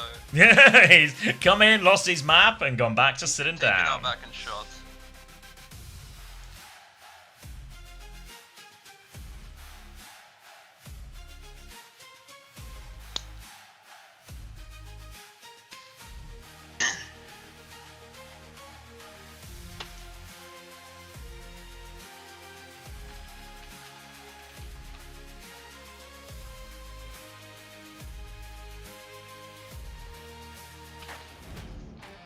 I love Don Hack and all, but already backing him to play D.Va. I mean, he won his D.Va map, to be fair. He didn't make any mistakes, I don't think, or anything that felt particularly egregious. He also had one on D.Va. Yeah, but he also won a map against Bernard on D.Va, you know? Like, that's like a... He did. It's part of the facts. It's part of the facts of the case. Yeah, so it's starting to become like, is it actually a problem, or is it just, you know... Have teams tried Hanzo into Cat Bastion? No. I mean, historically, Hanzo's really good into Bastion, but I don't. When you introduce the Y-axis, I don't know how much. Yeah, I mean, sure. You might have to aimbot a little bit, but if you're aimbotting, then you're probably damage? really okay. Yeah, actually, incorrect. Proud has 100 more damage than him. Whoever said Good that. on you, Proud. He's wrong. More misinformation. Z-axis, Y-axis, guys, you gotta give me something. I think it's Z-axis. I think Doug's right with that one. Yeah, I think Z-axis, yeah. Yeah, sounds right to me. Once we're operating in a 3D space, yeah. And Overwatch is a 3D game. Is it? Yeah. Well, you've only been playing it in 2D? That explains so much. Oh my god. Why don't they play Widow? They just need to hit Cat once in the head. It's Anne's theory. Height is Y-axis. What's Z-axis then? Is Z-axis depth? If you think about it, height is depth from a certain point of view. Z is depth? Okay, so Z is depth, Y is height, and X is width. I'm so fucking smart! This is, you fall into the classic trap of believing chat. Oh, you gotta believe your elders, you know? Probably a troll idea. Not a troll idea. We actually tried it in Team GB. We played Orisa. What are you? Shut up. This guy. This guy. You should play the Orisa and the Spear. It's the same as... It's actually rock theory. Because we've seen people play Sigma and hit a surprising amount of rocks on the Bastion because he's so wide. Yeah.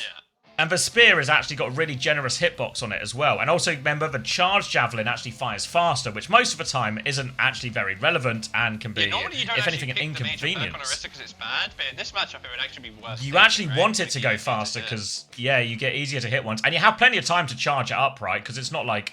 The Cat Bastion is typically, like, they are playing cover and rooftops and stuff, but they are kind of swinging a lot as well. You know. Yeah. Me, you know man! they're going to come. W Glaze! Zarya? Bernard must be in, right? Yeah, are they protecting tank as well then? So... Why are they... They're just playing D.Va though, they don't need to protect tank. Have they... Where's... D.Va ban was already used? Okay, yeah. Yeah. Alright then. Yeah, actually W Backbone Glaze on the May ban. You guys are right.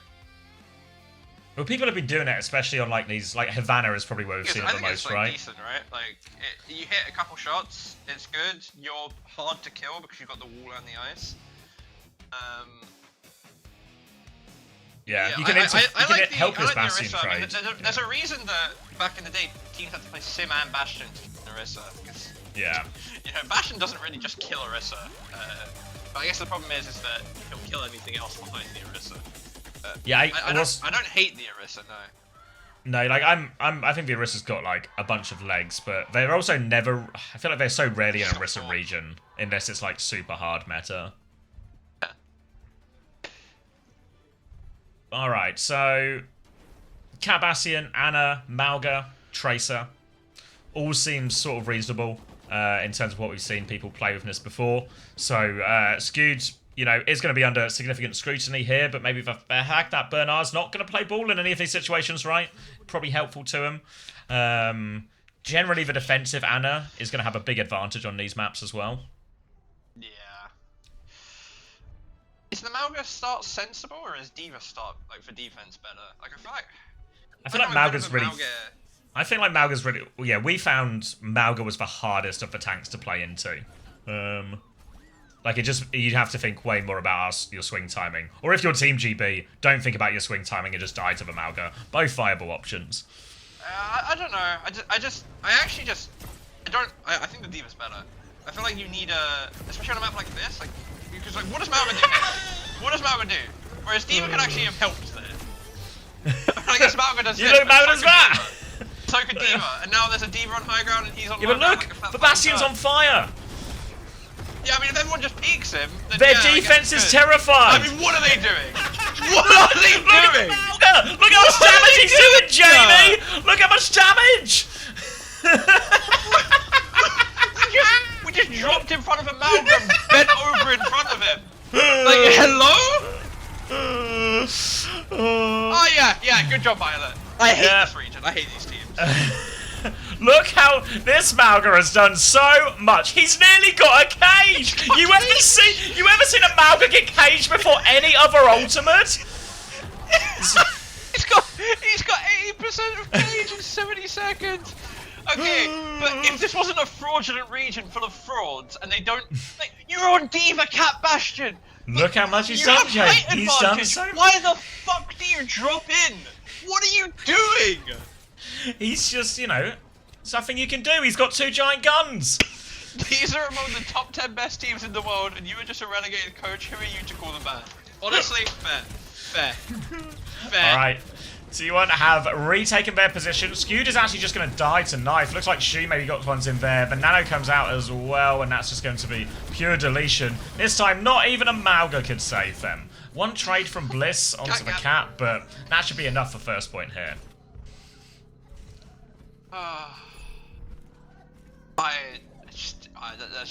It's raised my blood pressure a bit, honestly. Thank you, Mitch. I appreciate that. T1 to lose first point defense, just a Nano used by Zeta. Bit of a rough thing to be true. And yeah, Cart is schmoving. Taking some more damage for Shoot to farm Nano. I'm interested to see how T1 play this, because you don't want to pull the trigger too early and waste too many ults here and desync your ults. So I imagine they'll be willing to just give a bit of space. Shu is just, he's unscouted on the flank. He's been found.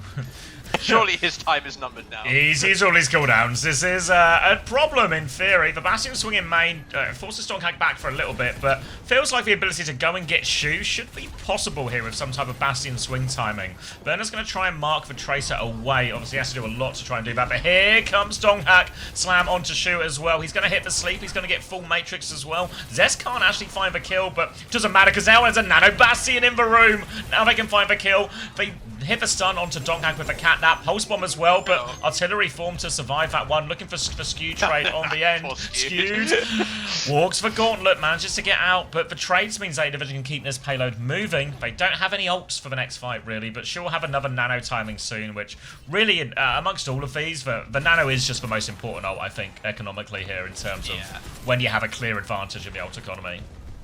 Agreed. We'll see. Maybe you can cheese it if somehow Donkhack manages to get the cage onto the Bastion, then maybe that'll give his Bastion enough time to do damage. But yeah, Shu just gonna get it off of Banana, feeding the last little bit here.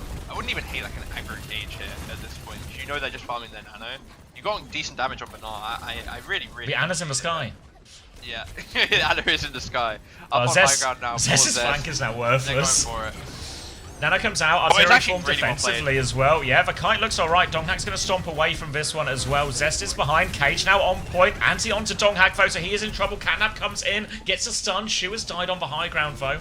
Knife and Proper are still up here though. As the cage fades, they have tank advantage for now. Bomb on the corner into the Bastion. He's blocked in the roof. He lived! He lived? How did he live? He managed to squeak his way out of there. It looks like he was blocked in. Now they're still trading though. Donkhack is back on ball though, which means tank advantage has swung their way very quickly, and Proper's going to be forced all the way out. It's just squeezed past. Excuse me. I want to draw attention to like Bliss and Proud there. They actually flip forward and around the corners to get away from the Nano Bastion, which is what lets them live, right? If you have multiple corners to break and you're not touching the enemy Bastion, you can survive it. And then with the Donkhack's cage on point, yes, he dies, but it gives them enough time to then come back in. Nano bashing here now, Skew's in a lot of trouble himself. Ult out from Knife early to try and finish that, but somehow they don't. Violet's just hiding behind, and this Nano Bastion, you have to go for the Bastion. Everyone else is too inconsistent of a target to go for, and they're going to get absolutely nothing with it. And now Zeta is stabilized on point. Zest thought he was going to get a kill onto anybody, and is actually just going to get cleaned up. And it's undone all that good work of the previous fight. Donghak comes in for the touch, but this is a max difficulty touch. There's a Bastion form on point as well, and that's just going to send him away. So there's 2.5 minutes left for third point, but if you remember Benabani yesterday, this is where it felt like it was so hard to full cap, because your Ana would always get traded, and Donghak is on the ball here as well. So can Zeta Division find a way to outplay all of these things, actually get Shu and Violet and everyone through safely? A clean fight win to actually convert the cap here. This is where it can get really tough. Yeah, we will see. Shu has the Nano desynced again, which is always going to be better for the attacking team. Proud has his ult to try and live. Nano's gone through now, but Knife's not getting flown, and the nade on him's good. Proud ends up using his ult. Skewed's dead though, in the middle of all this. Bernard's managed to find it first. I'm not sure how this keeps happening. The Bastion nade pushes him away. Jump away. Oh, Zest doesn't quite get the line up onto Shu, and Knife's ult is going to help just keep him alive as well. It's just disastrous for T1. Like, it's small margins, but it's margins nonetheless that just makes it cooked, honestly. Yeah, Donghak's going to come out now proper though. He is standing here. Pulse bomb onto the Bastion in spawn. The form will be used. Doesn't get the kill, but he's forced for form, which means they can't use it on point. Zest has had to recall now. It's Bliss who has to get the next touch. He's going to die for this one. And well, I guess it's very easy to full Captain Barney if you're Zeta Division. Yeah. It was actually in such a winnable spot after that like Bastion flip fight on second to then just lose it. Like I don't know how many times it needs to be said, but when you are nano bastioning, you need to be able to go on the Bastion. Okay, sometimes you can get away with going on other stuff, but if not, you end up in a situation like that where Violet's just hiding behind a car and Bernard's just got DM and hiding above, and suddenly you're getting zero value out of your highest value ult swing. Probably when he was chasing Violet himself, you're chasing like the slipperiest hero in all of Overwatch, right? And he's just juking behind a car. It's so hard to actually line that one up. And you also remember there's the added complication here as well of it's not actually really the Bastion trying to outplay the cat's movement. It's the other cat, you know, trying to swing their Bastion into the right line of sight to see these things as well. So it's like really complicated. Or if there's just a tank you can go on, right? Like Amalga's a good example. If Amalga doesn't have Stomp, or if Zarya's used a bubble, you can go on her. Like, if she just keep shooting. Yeah, if she's used a bit of Matrix already, just keep shooting her, right? Like what she's gonna run out of Matrix, and then we'll just shred her HP and stuff as well, you know. So that's in theory why the nano turns feel like the most powerful, the most consistent fight wins for teams, but. Likewise, if it is your most consistent push condition, your most consistent ult to convert, if you blow that one, it's a bigger blow to the economy than just a normal wasted ult. Yeah. Alright. More of the same on the attack. Dongos is going to start on the ball. As we've been saying, I think this is the best version of it. I think I still prefer the D.Va start on defense, just in case they somehow do roll out something different. Okay. How? How is that possible? Actually, how? You know what, Donghak? Get on D.Va. Shu's here to match it. It doesn't hit a sleeve, just shoots him a little bit. It's going to go back. Look at the chase! We're in hot pursuit.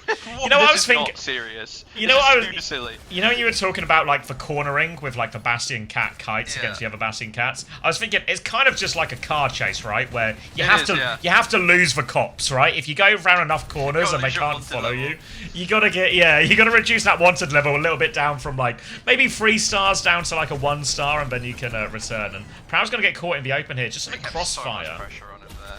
Yeah, they just push him back into Shu's line of sight, right? And then all of a sudden, it's like a very awkward and open cross. And a nade, Shu's going to do it all, right? Wait, he's just walked in main. He's walked in main and hit that nade on Skewed.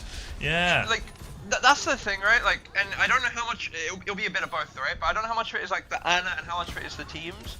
But the reason that this always looks so one-sided is because one team just factually does a better job of punishing the other's backline, right? Like we saw this yesterday with T1 against Onside. Skewed was just free, right? Yeah. I think it was Skewed, but he was just free. Meanwhile, Irony was just getting bent over. Whereas now he's the one getting dive first every fight. like, and Shoes just absolutely free to do whatever. Proud's gonna go in over the top here. I don't think you can do that in front of the debrief. Very fortunate to live. We're gonna get the kill onto Knife. Proper's gonna miss the pulse bomb onto Skewed.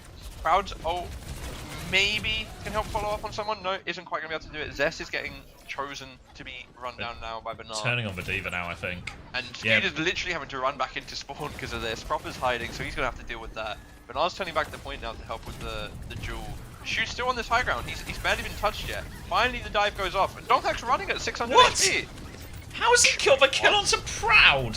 He must have sleep. He was getting dived! How? Yeah, that's what I mean. There was a ball on him. This breaks for theory. The ball was on Viana. How's he slept and killed the Bastion? Thank you, Pineapple, for gifted tier 1 to Mama Hampton 5. And right now, it just seems it's a shoe show. It is, yeah. That's the thing as well, right? Like, even if you are getting pressured, if one ally manages to just hit a sleep, like live a little bit longer, increase their uptime, that can be enough to swing it. I'm assuming there's a desync between the swing last fight and the actual pressure, but again, Skewed's actually the one under pressure here first. Both banners are going to die same time this time, fortunately. But Proud's going to get a good engage on the side. DM is good to help Knife survive. Ult now to help. Got Donghak. The ult onto Donghak! Actually, the target you need at that point. Zest is going to die to Bernard during this as well, and I mean they're just better. They're just Proper's off the map out of respect. But they're just thank you, Craft Fights, for the 17 months tier 1. Alright. Can you imagine this meta with self-nano perk? Then Anna would actually be able to live. Yeah, that's the only way. Guys, we can win this fight. I can live, I promise you. Yeah, I can survive this fight. Alright, 30 seconds left. It's looking like a full hold here if T1 can't find a breakthrough. They've got no ults. Donghak is onto the Diva now too. Ball didn't really have the impact I think he was hoping for by any means now. And you can see he's got eyes on this Tracer. The only way to protect your Ana, because your cat is busy doing his own thing, is for the Diva and the Tracer to take responsibility for clearing all of these angles. The Bastion swing comes through up top, trying to chase into that one. Proud has cleared a bit of space. He's going to get dropped on the floor now as the cat goes back, trying to save Skewed, I believe. But he's all the way back in spawn. Proper's chased him out. Donghak's found a kill on point. Bastion for Bastion, though, as Burner is still here. And he has the bomb as well. They're hunting down Zest underneath. Big pressure onto him. And Burner and Proper will just double team him, and now Proper can go on the backline again. Burner's trying to trade onto this cat, does get the cat. The sleep is good though. Does he have the damage to kill it? Oh, they don't have a touch. They actually, they were going to win that fight in the long run. I don't think he had the damage to kill him, to be fair. Yeah, I don't. Yeah, but like they have the sleep, they force for recall. Right? No, after 4 minutes you don't have crit perk. Yeah. I don't know if he would have had enough. I think Proper had recall still, right? So yeah, because I think Burner was out of mech. I think Donghak was actually winning in main, you know? Like yeah, no, he was killing them all. Yeah. But unfortunately, there was no one to touch the objective, so.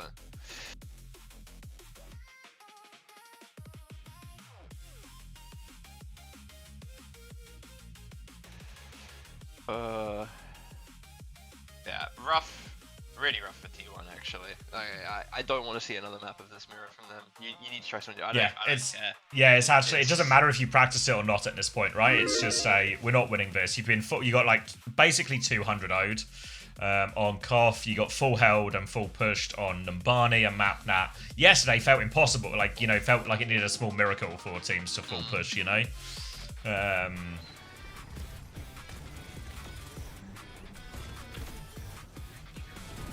It felt like, I don't know, it felt like a lot of times, like the fact that Shu's actually able to, like, yes, obviously it's an insane sleep from Shu, that one fight receives him off the map, but there's like a desync in timings there for that to even be allowed to happen.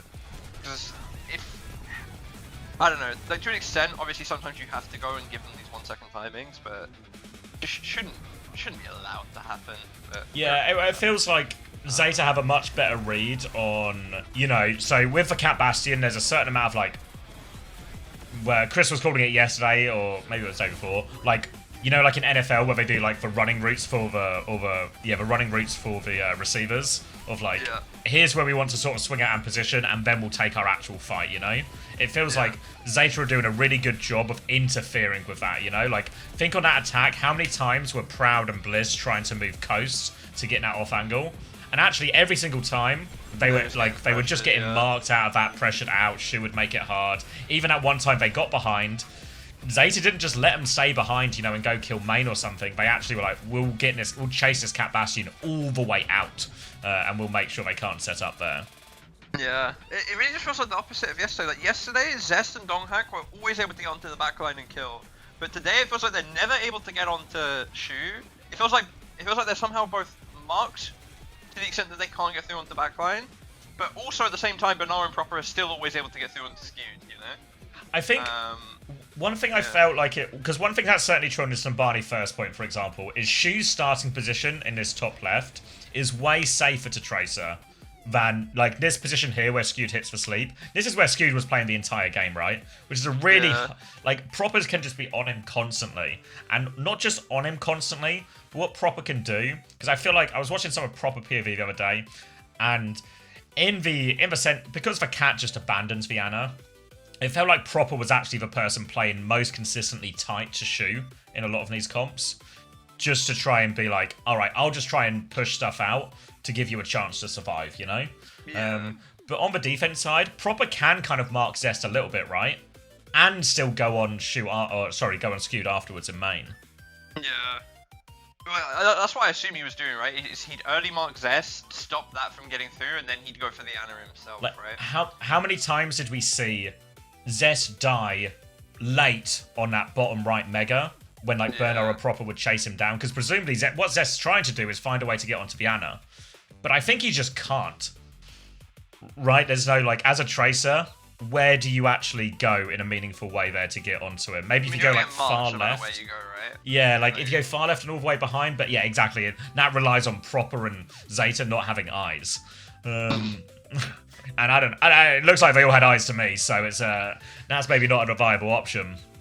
So I don't know if Zest is actually sort of, and maybe this is just again like maybe gapping comp understanding or how to play these situations where Zest is trying to get on the backline because that's kind of his job on Tracer, but Skewed's getting sold during all of this, you know? Like in reality, when Proper is literally spawn camping Skewed and forcing him all the way back to spawn, Proper shouldn't be allowed to do that, right, if Zest is with him. They should just 2v1 him and force him out and force him to take a back step. And then maybe Skewed can walk into a position where he can actually influence the game. But also, if Zest just plays to help Skewed get in, at a certain point you're just sat there AFK, right? But yeah, well, I think the problem is, like, the main space, I don't know if that's really the space you want.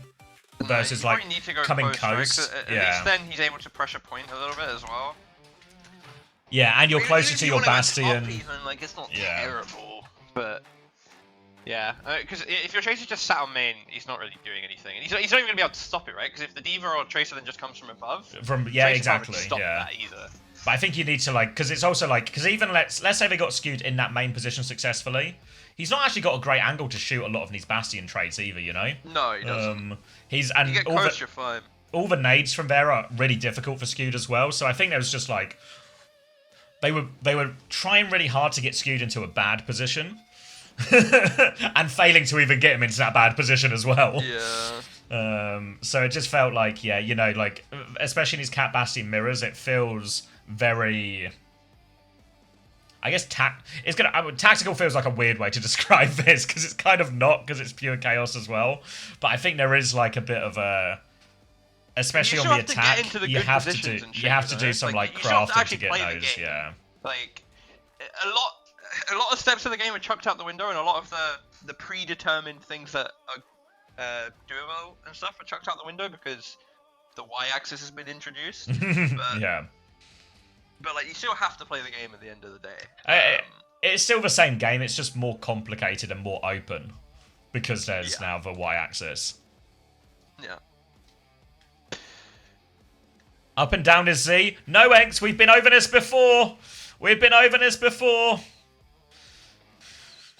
Minecraft lies to you? Well, yeah, in Minecraft, isn't it X? I'm just going to Google it. Someone Googled it and put it in chat and told me, X, Y, Z, but it was all too big words for me to understand in my current state. Z is forward and back. That's what we were saying, like depth. X coordinate is measured along the east and west. The Y coordinate is measured along the north and south, and the Z coordinate measures height or elevation. Fuck! So this sounds like Y and Z are the same. We've got to know closer. if up if up and down isn't Z, then why is Zeta so good at Cat Bastion? It's you know right. Should ban whoever wrote that. Actually, I'm a mod in your chat. I can do it. Wait, hold on. There's something about this middle. Thank you, D France, for the gifted tier 1 to Honey-chan. Enjoy your Winton badge. It's different depending on the place you're using it. The convention in physics is the up and down one. I think so, Kaneo, yeah. Yeah, once they're all done, they should be out. Are you the cat, Kaneo? Are you the cat, or are you the Anna? I feel like you would be the Anna. He's got an Anna on him, sure. Yeah. Kaneo's actually cracked to Anna. Kaneo is... Okay, low-key, time to W-glaze Kaneo. He's actually fucking cracked at Anna. We were playing Monkey Anna for a little bit, right? Some of the shit I was seeing this guy do was actually insane. Okay, here's one. I think this first time from Spring feels like it makes the most sense. So he says, the plane is your screen, so Y is height and Z is depth. So there's like a perspective thing here about what we're defining as what. I think either way, the conclusion we should come to is we should just use verticality instead. Alright. Oh my god, we've gone to Atlas. A good map, a good choice from T1. And therefore, a hard Cat Bastion map in theory. But Zeta, they will still play it. And we're on a very insidey point. This should be hard for Cat Bastion. Oh my god, Jamie. Science is happening. I swear it's already hard on first point. Every other point it's... Don't worry about... We'll worry about that when we get to those points. They're on Zarya Reaper though, and their coach isn't forcing them to play it into Juno Briggs, so it's winnable. But Cat Bastion is one. Alright. Yeah, so this is, yeah, I think you're right in terms of the other points do start to get a little bit, but I feel like some of the other points are also quite open. You know, like, there's not a lot of roofs or anything to necessarily play around. There is that one that's like an enclosed one, but I guess we'll see when we get there, or at least we'll see some of the points if we get there. It's 100%. Oh yeah, yeah. Like this is the best one for them. They've got the Kitsune Rush now, but I'm interested to see. You know, the Zarya doesn't feel like it would be as good as the Diva here in these situations, but Echo and Cass, not at all. These are DPS designed to fuck up a Bastion in the sky, you know? Yeah. So they're coming through underneath. They've got the Kitsune Rush. Don't want to be too shy with this one, but Zest is going to drop it. He's killed Violet. The cat is down. 1-for-1 trade, but it might be better for him here. Bernard's just trying to pound damage into Donghack now. Bastion bomb's coming out, and Bernard can convert that one. But Proud has killed this. Bernard's half HP. They've got the flip, and Proud shuts down proper. Looked like he was eyeing up a barrage timing there, but no chance. There's a Zarya in Proud's face, though. So is Bernard just going to take over? Bernard is just going to take over, and they'll get the flip right back. But they do have another fight. Yeah, but probably not what you want. Got another fight, you're walking into a grav barrage, and this 1 point that you had to win is suddenly looking very lost. Bliss, close to the beat, might at least make it so they have to commit the grav barrage. I mean, it's still really winnable here for T1, right? Like, you have your own grab coming up. Unless you don't get 5 man, you're fine. But now walking forward is going to get the grab off now. Going to bubble to... Wait. Doesn't get... Wait. Did it catnap? Did he get catnapped? He got I'm doing a little rewind. I think he catnapped for B. Oh, Violet. Yeah, he got catnapped for B. He catnapped for B. Zest is better. Wait, hold up, you're missing it. Proud is killing them all. Proud's found Violet. Zest and Proud putting T1 on their backs like they tend to do, honestly. They've just killed 4. It's a 3v4 and they've just killed 4. I'm just catching up to it now. Yep. Bastion left now as well. I'll press live after this fight and we'll resync. But looks like, yeah, you're right. Zest and Proud, they're just good for it. Yeah, I was lying. Just good for it. I mean, all right. But no, 36, you've got Grav, you've got double DPS, you 37. have a Kitsu coming up again. You got Shoes Nano coming up, but it's only one fight for this point, really. And suddenly you're back on track to win the infight. The inside point. Grav, 3-man Grav, Deadeye to High clean noon. it up. I mean, honestly, probably wasn't even needed when you got the stickies and everything as well, but aura points for sure. Would love a stagger here. Would love a stagger. Give him a different way Got to it. shoot. Have they got all of them? Yeah. Kill him slow. Alright, quick sync. 77, 78, 81. 79, 80, 81, 82, 83, 84, 85, 86, Flicker pause and we're 87. Alright.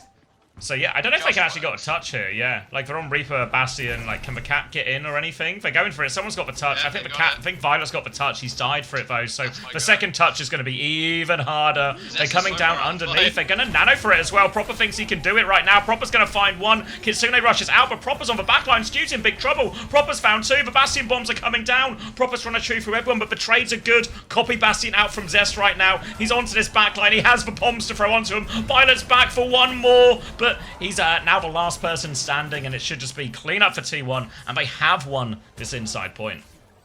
I really like the concept of Zarya Echo Gas into Cat Bastion. I really like it. As long as your Echo doesn't like take a fight against the Cat Bastion outside of LOS, the damage between the two of you in the bubble should actually always make it be on, I think. So I like this from T1. The Kiryu on Runa Sappy was their best look as well. They have beat this fight as well, as long as Donghak and Proud don't just die here pre-fight. Be able to use that at least to make them have to use Grav here. And yep, they're going to be pushed forward. Bernard doesn't quite have Grav yet. He's falling really low. Zest gets it. Canap onto Zest. He's just going to drop him off after though. Good. I mean, is it a good sleep? He kind of just sat down the corridor. That might just be no days from me. But yeah, as a good fight with T1. Yes, you use the beat for, well, not for nothing. Violet catnapped. But you've got your own Grav, you have point control, you have Deadeye, like, and you're getting to farm this kid too. So actually, pretty good.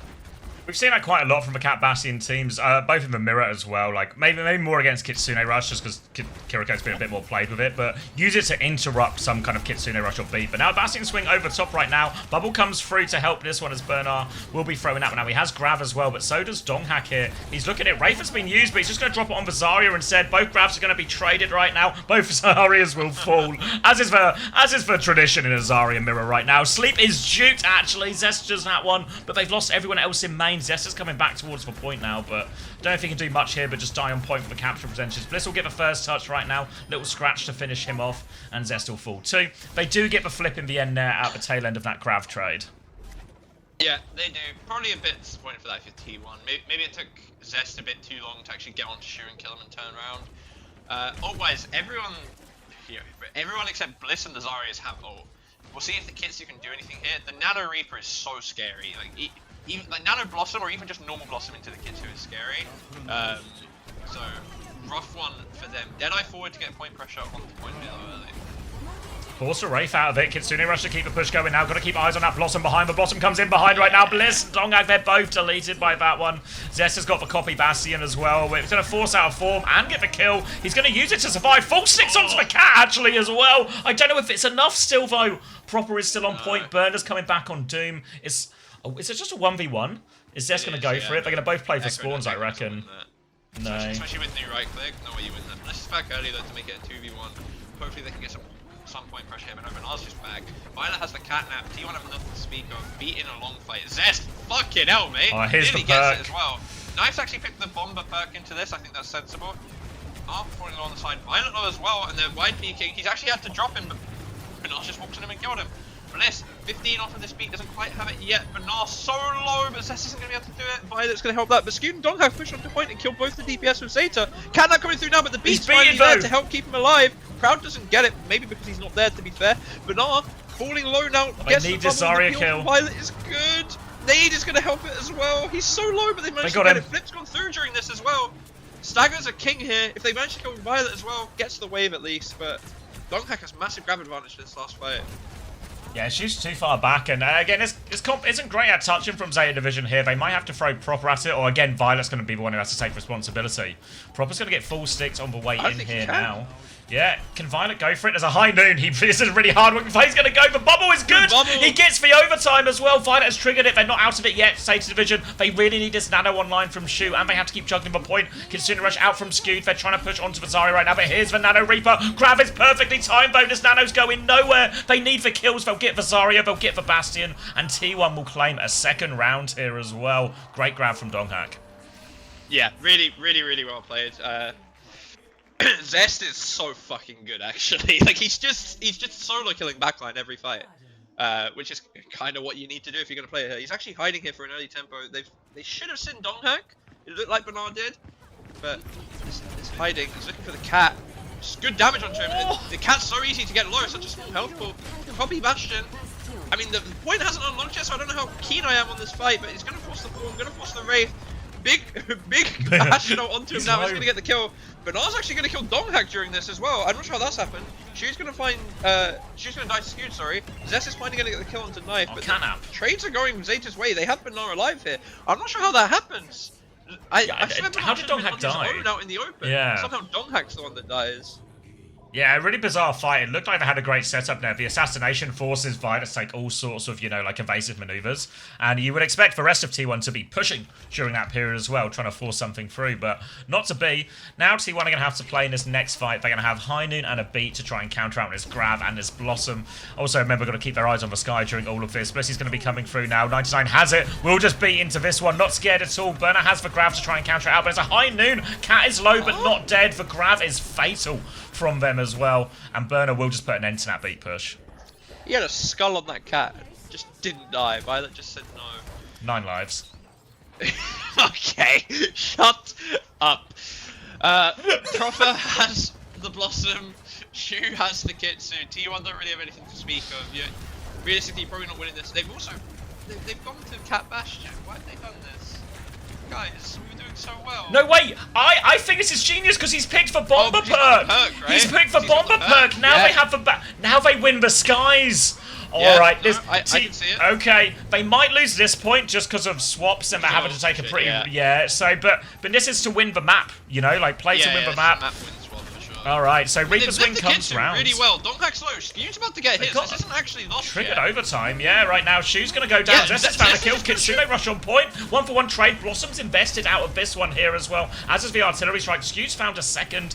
Low HP Cat in the sky. It's just supports left now, so Burner and Proper should be able to deal with this one. With that, but they force so many ults, right? Yeah, like trade the Kitsune rush. They get both DPS ults out. The Nano's out as well. Shu's gonna swap because he wasn't Kiri, right? Or am I delusional? Yeah, he wasn't Kiri. No, he was on Ana, wasn't he? He was he's been on Ana for a couple of fights though, because we've been Nano Bastion. He was on Ana, but he was on Bastion. Kiri for that point, for sure. Shoresies, he was on Kiri for that point, I swear. Any fact checkers? I mean, someone in my chat is saying Shu wasted Kitsune, so I'm assuming. Yeah, I guess either way, literally doesn't matter. Yeah. Looking forward now, T1. Look at the ult economy. They have 4. Zeta. They have Catnap. Like that's it. And like you said, they have this massive advantage on the cat trade as long as Proud doesn't just lose recon form. And especially with Zest, if he doesn't Donghack every single sticky. Donghack falling low to Proper. Shu. Go on, Zest! Clean from Zest. He's had a fucking. He's actually had a great game. Blinder of a map, honestly. Yeah. No more odds now committed for T1 and you're happy. Catnap Catnap from Violet denied. isn't quite going to be able to get it. I was going to say, oh, we use Nano, but it is obviously just Zest's Nano. And really... Wait, hold on, it's not over yet. Not over yet. Nice found a trade, but full pocket onto Zest should be enough to out. stabilise them now, yeah. So they're coming back in, but Donghack didn't actually use the grab in that fight, so as both teams come back to full strength here, there's a clear grab advantage for Donghack to try and land, but Zeta Division can get on point first. Oh, they found Zest pre-fight as well. Now a tough decision for T1 whether they want to commit ults into this one right now. I think they haven't given him a flip actually, yeah. Yeah. The grab's huge for bombs! And there's no escape on this one as well. Knife is the last one there, but Proud will finish it off, and that's going to be a bad. They're going to Nano and Blossom. Zeta think they can win. They found a kill. Skew's going to Kitsune rush just to make sure. They don't have point here, Zeta Division. This is all or nothing. But it starts to look a lot like nothing. Proper's going to be forced all the way out. He doesn't have Wraith right now. He's got full pocket. Bastion swing is coming back in. Zest has to be careful. Here's the Bastion in the sky right now. Shu trying to come back in through main. Now they forced it down. Low HP. Proper's going for the kill. Skew needs help. He's also help. Zest forced all the way back. We're heading into overtime right now. Back on ball as well. Proud has gone into spawn. He's killed 2 as well. Zest will get traded on point. Banar and Proper are trying to do it all, but Donghack and Proud of the Bastion. They're just getting kills on point. Flip from Zeta Division, but it's only these 2 members remaining. But I was 10 off of Grav though, and they've very much shown that they're willing to use ults in shit situations. Prop's going to get a little bit of a touch. He's going to get out after. Then they are going to get the TP back to point. Proud's back to the castle. It's just going to kill Proud. Like there's no healing there for him. Skewed wasn't back, and obviously Bliss is carrying him, and it's actually a disaster for T1. Like Zeta inted so hard, but they just inted hard. Like I don't know why they kept pushing. Like when Zest was pushing around that corner onto Proper, like that was the part that was too far. If you just take getting point back there, you're so happy. But now you've got Nano, you've got Catnap, you've got Grav, you've got DPS ults coming up late. T1 have a lot to speak of as well, but you can't help prefer Zeta's position here. Sleep dodged and Shoes under pressure has to self-nade as well. Donghack is still all over him right now. He has the nano. He's going to throw that nano out onto Knife. Knife's going to look for something. He's got the Bastion in the sky, but we're all quite far away. So T1 might have just forced this nano and robbed it, but they need to touch the point real soon. Yeah, Donghack's like, oh, it's dead. Just every time he rolls in, he just dies. He just Yeah. does so much damage, and this should have That's actually just only been a map nano. win. This should Yeah, it have should been have map been win map win. 3-2 for T1, but now you're actually going on to 5th point. Zeta have 4 ults. You have 3.5. but suddenly it's a bit Whoa. sketchy. Like Yeah. This cat Deadeye is going to be rough as well, and like even the nano cast swings are really rough, and you've gone from probably like a 90% chance to win to probably back to like 50-50, and Zeta's going to get first point control as well because of the way last point ended. Yeah, just off the Bastion now as well as a result of this, you know, like both obviously Zeta swap off because the Bomber perk was hurting him, so Knife just goes on to Cass. Again, this is a Team GB solution actually from weeks ago, so clearly in our scrims. Zest is going to run into a Reaper early on and has to cop a super early. He's going to catnap onto Donghack as well, which means he's getting dragged off the map. Zest is on point, nearly got that copy Blossom, but he's kind of out of teammates here. He will drop the Blossom, he might even get 2 out of it. Shoes low, but it's quite literally a 1v5, so he can't turn that first fight for the team. Yeah, I mean, it'll help your recontest, right? You get the 2 slowest members as well. You should be able to come back quickly. He's actually going to swap to Farah now, which... I mean, I don't know what else he can play it with the Tracer ban, to be fair, so maybe it is just best. Yeah, I don't hate it. It's good into the Zarya, right? Like, annoying for the Zarya to deal with. It's just the point. I don't like it on this point. It feels like on this point, if you're ever... Or high noon swing! Deadeye Cat over the top.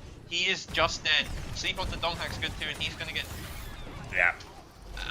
He's kept the ball for the mines, but honestly, just go back Zarya, mate. It looks so bad. Like, we could have had another grab by now. Or just start a fight with mines, you know? But he doesn't have a Zarya. So, he's got to play, like, Dive Reaper, which is going to be a bit rough. And Benar and Proper are going to get to decide and target, probably Proud or Zest to just run down on Proud's going to have a really hard time, I think, yeah. But Proud's going to have a really hard time surviving against the 2 of these. It's a very early Kitsune rush from Skew to try and help him around the corner. There's a minefield onto the back line as well, so investment from T1. They have no choice right now. Knife will get taken down. That's a good start. I think Violet caught a mine, and the catnap onto the Nano Zarya is good. T1 have outplayed these ults perfectly there. Nano taken care of. Donghack gets 2 kills out of the minefield. T1 are alive in this map, and remember... 3 ults, though. Yeah, alive in this series as well. This is T1. This is match point, yeah. Yeah. Just hiding in the sky as well. Diva to make this a bit harder. It's going to follow him the entire way. He'll have a couple seconds at the end here where he can shoot. Gets the shot. No kills. He took 0 damage, my god. They're going to just back up after this, just buying time. Zest is chasing, Zest is being chased by Proper though. And now we've got Blossom and Catnap for Zeta. Nothing really speaking for T1, maybe a late Blossom. Shoe's dead though to 1 for 1. Knife's gonna get the trade. Donghack's gonna get the counter trade though. Violet's now stuck in this room, falling low as well, manages to get the mini. Blossom on the cat. Blossom, I mean, yeah, bit hard to get the Blossom kill here. Donghack! Oh! Doesn't have the bullets! Can't finish your Violet right now. Has another clip. Little boop on the way past as well. Violet's still alive. It's all going to come down to this. Last fight. Catnap and High Noon. A flying High Noon as well available from Zeta Division. Now Zest, he's sneaking on Zeke. He wants to go past as well. High Noon up in main. Zest has killed Violet with this one as well. The High Noon's got nothing. They're on point. But here comes the contest from Zest. Big meat shot onto Knife. He takes him down. He's got a Blossom soon as well. He's going to TP onto the backline. He's looking for Shoe. Donghack is there. Here's the Blossom full matrix. He gets a trade, but it's not enough to save Shoe's life. And T1, they've got a minefield on point. They have no choice but to touch. Violet's going to try and go through. He can't. And T1 have found a way to take another map off Zeta Division. Yeah, I mean, it's a deserved map win. Like, they kind of threw it a little bit halfway through and made it rough, but like they were the better team that map, I think, truthfully. Yes, I think that the reason we were on 5th point, it was one of the craziest clutches I feel like we've ever seen, you know, to pull that one back. Look at that old investment where they're like 2v5 and they're like, we can do this. It was so bad. That's what pisses me off, but T1 just made it over worse for it, yeah. by inting. Rather than just, like, they get the Shoe kill and it's like, well, let's just go kill Proper on point, you know, and flip it back and kill touch. I was annoyed at Knife for ulting in the grab, right? Because you're 3-man grabbed, you're getting bashed. Bombed, yeah, exactly, yeah. You know? So I was annoyed at that, and then they commit fucking Nano Blossom, and it's like, oh, well, you didn't kill everyone frame 1, so this is just over. But then they overchase into spawn for absolutely no reason. Like if they just don't chase there and then they just reset, you are so happy. But instead they overchase and then on their kite they then die, which then gives T1 a chance to actually get back into the map, right?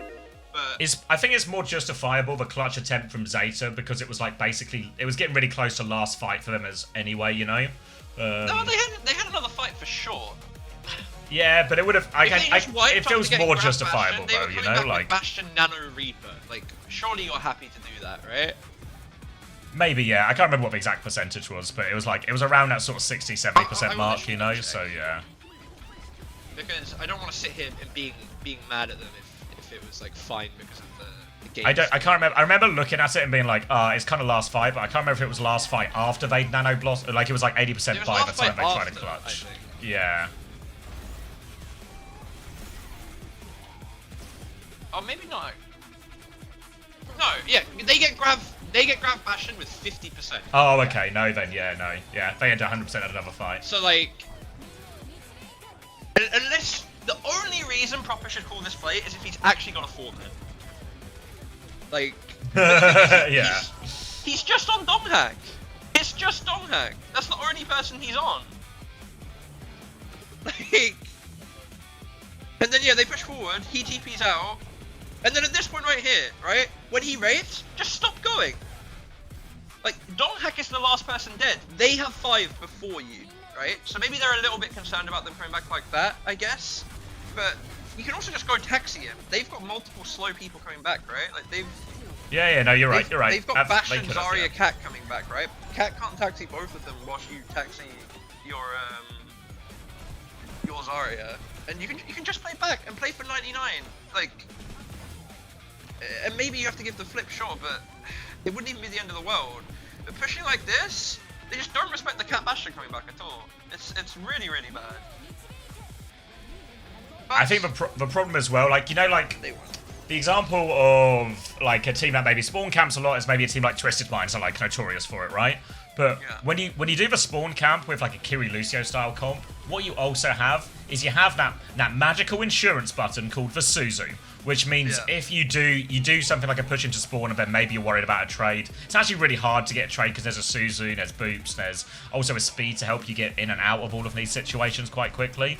Whereas these comps are so liable to trades because everyone doesn't have the same amount of support as they do in these other comps. Now actually these pushes into spawn are just more liable to ending chaos than on other comps. Yeah, completely agreed.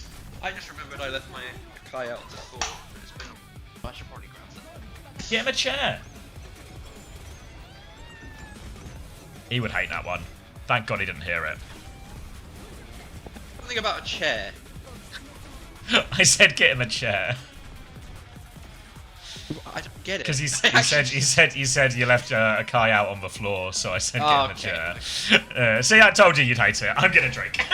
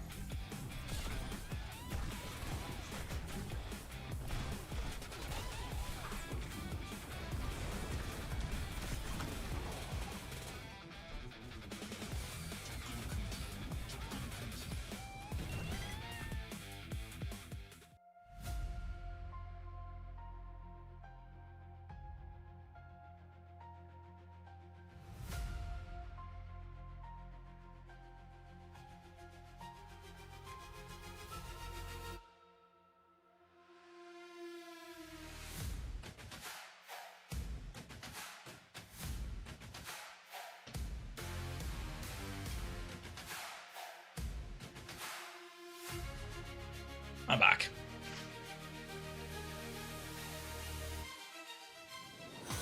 Oh, thank you, San, for the 23 months Prime. Close to 2 years.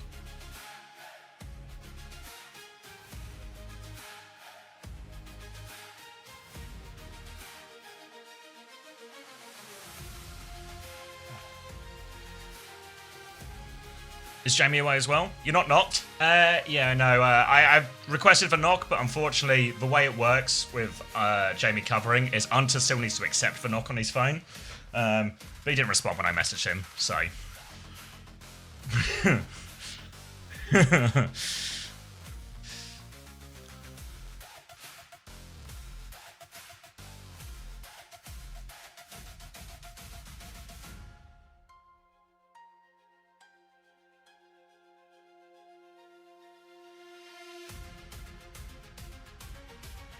Hilarious that it works that way. Yeah, well, there's a difference. There's two ways to sort of have someone cover your stream. You can either share the stream key, which is the easiest because you can just plug that directly into OBS and it sends the feed to the right place, or you can give them the login details to your Twitch. Whereas the stream key one's actually a lot easier and simpler, but it doesn't give you access to the features like the ad management and the knocks and everything like that. I was logging against TOS. Okay, yeah. That'll be the real sealer in all of it as well. Yeah.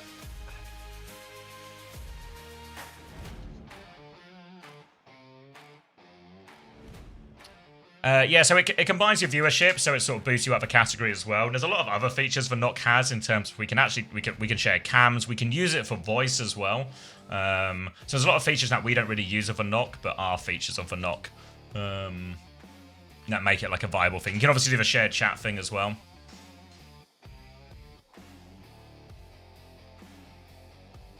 Why is Lancer here? He's at a wedding. At a wedding this weekend.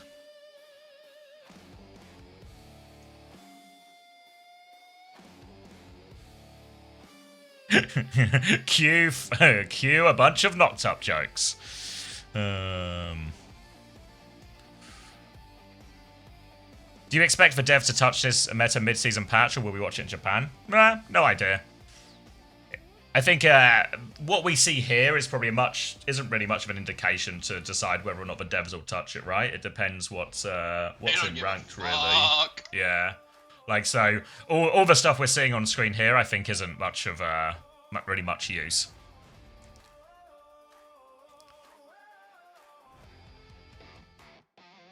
Both cams up might be cool. Would you try it? No, because it'll be really buggy, just because one thing OBS hates is... But normally with cameras, you can only send it, whichever program uses it first, just uses it. So we'd have to send it up like virtual cameras for each people and everything like this. And then it probably also wouldn't perfectly be in sync because of a ping difference as well, with, you know, when we're hearing versus when we're seeing. And also, where even on... nowhere else good to put a cam. I was about to say, where else on screen would we put it would probably be like almost actually the more prominent issue out of all of these like slight desync ones. And also, what does it really add, you know? Alright. Blizzard World. Mauga ban from Zeta Division, which probably implies a Cat Bastion attempt. Ilari ban on the other side. They might not actually, they're just going to play Cat Bastion, right? But I guess you at least protect from an Ana Ilari type comp as well, you know? So you get to pick what comp you face up. You don't leave both options open. I wonder if they'll try more of the Cat Sakura.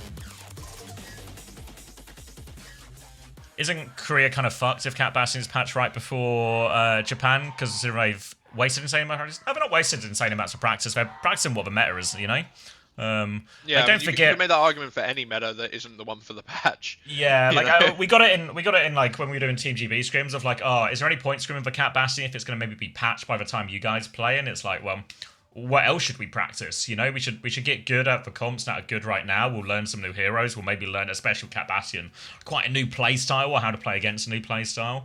And you got to remember, in the weeks these Korean teams have been practicing Cat Bastion, TM have been off. SSG and Dallas have been off. You know, they've only just started scrimming again. So it's not like, if anything, there's a bigger argument that the Western teams are behind in practice right now compared to the Korean teams, regardless of what the meta is. That's the big argument for. Like, that's the big positive for Korea for playing so many so-and-so pointless games, right? Is that they actually just get to practice more than the Western teams. All right, now this is... I mean, at least we've opted away from Cat Bastion, but we are still on Cat. They call this the GB solution. Not for Torb. For Torb's rogue.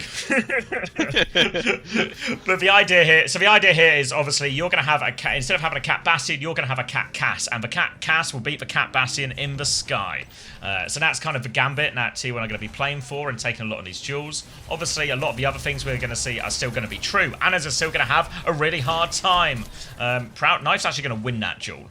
There's probably like a range difference here to a degree where the Cass is... if you can get the Cass into flashbang range, a little bit of like a drive-by flashbang, you have a really great chance, you know? But you need to be in drive-by range. I feel like if you're in these super long ranges like that, the Bastion wins, right? Because the Cass has too much fall-off. So there's like a sweet spot here for Blissey to try and take Proud into. But don't get it twisted. Proud's life is going to be hard here. We were asking very ambitious things from him with some of these drive-bys now. The point is moving all the while from Zeta Division here, and they do have a nano for this next turn. But Proud's lurking on this coast area. That's a very early sleep. Yeah. Ooh, Yeah. Prozac, you might be slightly ahead of me. Nano comes out. Yeah. Okay. Nano counter Nano onto the Bastion underneath on Knife right now. Coming through, swing round the corner, hindered on that one, drop underneath. Shu's going to find Donghack, but it's a 1-for-1 trade now. Knife's going to get picked up by his Bastion. Again, Sleep is good onto Knife, though. He's going to get woken up immediately as well. Not that it would have made a huge amount of difference. Proud, Violet's actually getting poked out a little bit here as well by the Cass in the sky. So they've managed to stabilize. There's a high noon swing as well now. Bastion's going to take a bunch of damage, but no kill. Oh, they don't confirm the kill, then that's a bit of a pain. Knife's going to drop the form out of it at least. So it's a 1-for-1 ult trade. You can see there, though, Bastion bombs coming at the back. Skewger's going to need a whole lot of help. Bastion form again on the other side. Now Skewger's going to need even more help as Proud's also in big trouble underneath. They've been separated by this. Catnap onto it, but a counter Catnap. Violet's done it. He's done that trick a few times onto him. And that's just second point already. Do you want some numbers? Yeah, 21, I'm looking at Violet 20, though, currently. 19, 18, oh, Violet in game, 13, 12, 11, 10. Give it a flicker 9, pause, because you're slightly 8. ahead of me now. Okay. But I'm waiting that entire fight to resync, and it's just a 50-second fight. Yeah, I know, I was sort of like, oh, okay, it's kind of over, and then they were like, no, there's a Bastion on Vienna in the back, actually. Yeah. I'm eating. Go for it, mate. Okay, alright. Now it feels like casting with Hunter. Now it feels like casting with Hunter.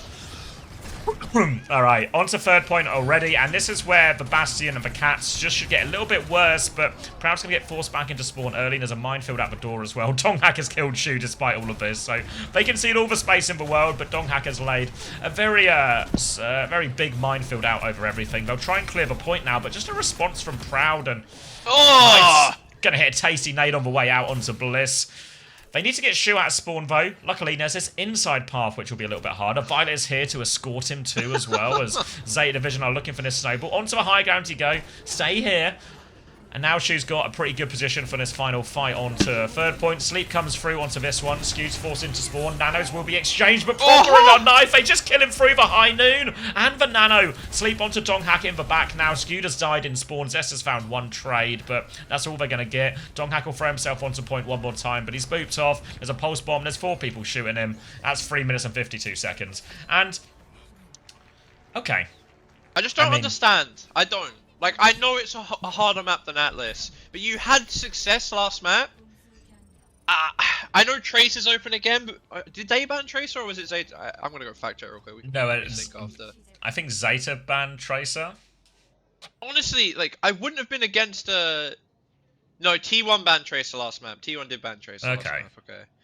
I mean, I don't know, maybe it's too hard to play the Echo into the Tracer, to be fair, but... I don't like the fact that we're on Cat still. Like, if you're gonna play Cat, just play the Bastion. Like, you're just playing a worse version of the comp at this point, right? You're gonna have all the same problems. Well, I don't know. Like, I feel like there's, like, legs in it, but not just... they're playing it like it's the mirror, except they've got a Cass, if you know what I mean. Like, I feel actually what you want with this is potentially a Diva or something as well. And then all of a sudden, you know, when we talk about, like, playing for that Bastion fight, you are actually playing to kill the Bastion in this comp, you know? You're playing to interfere with that battle in the skies quite a lot. And maybe you actually want a Tracer of your own, you know, and Zest can play to get on Shu and all of this. Yeah. Let's get another resync going after spawn door, since I pressed live and I don't want to be in a situation, if you would. Milgara's in spawn. 58, 57...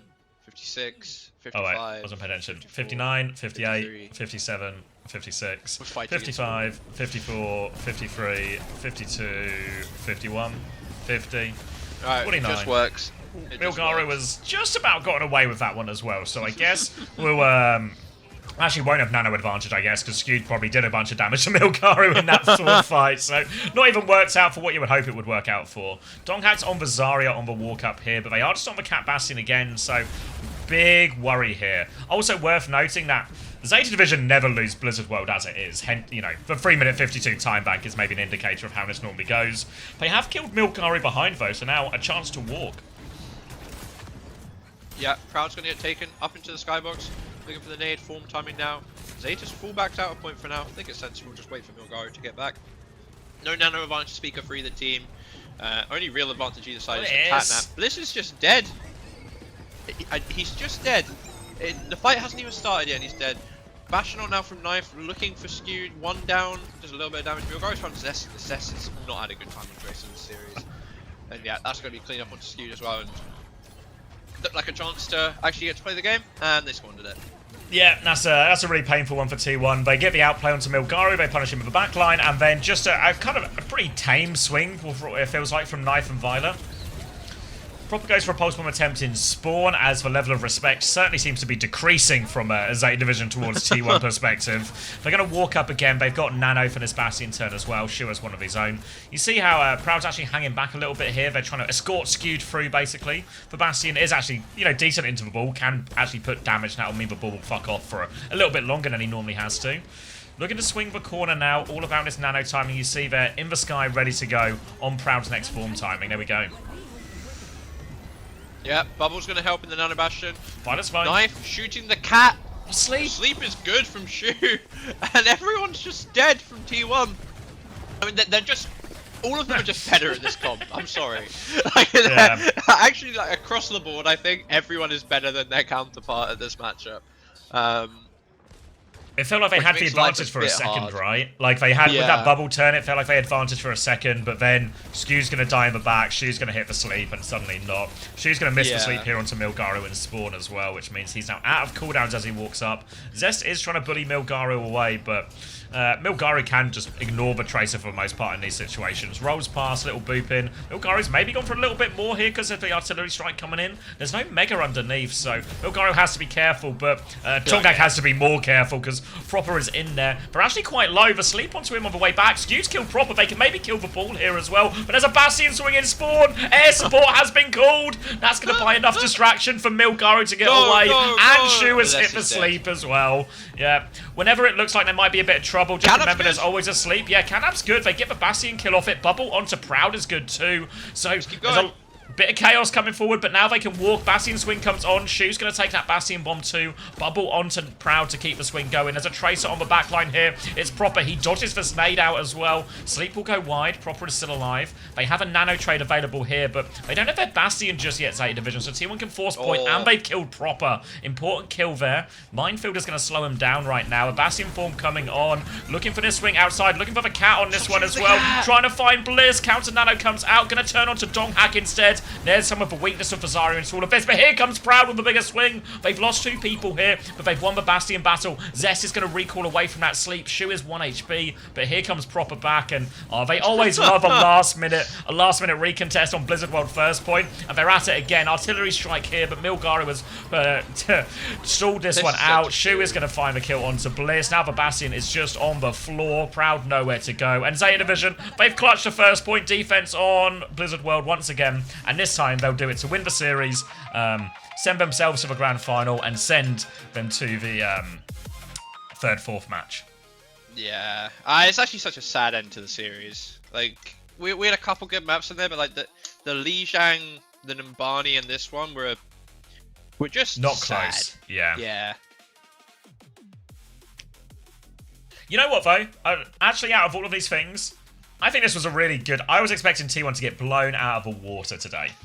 And while they maybe were still blown out of the water on the Cat Bastion, they won it on one map, right? And actually, you know when we come back to that Bastion ban on Gibraltar? And it's like, Actually, should we have just tanked for Gibraltar? Maybe gone Atlas? Because imagine if they had won that Atlas and we were tied up 2-2, would it have been? Say Gibraltar didn't exist. I know obviously Zeta Division picked it, so maybe, yeah, you go Atlas, you tie yourself up 2-2, and then you still got a Bastion ban for like this Blizzard World or something. Maybe there's like, you know, again, you still have to win a 7th map at some point, but it feels like you're pushing Zeta like about as far as anyone has so far. Yeah, I mean, there's definite signs of life, right? And like on the Kiri Lumia on Runa Sapi, you were just the better team. Yep. Yeah, it was just a straight up win, right? Like all the things you'd sort of say and go like, oh yeah, just take a comp that focuses on like, yeah, you just try and like skill diff proper, and you're gonna play Donghack Diva into Bernard. Like, good luck to you, you know.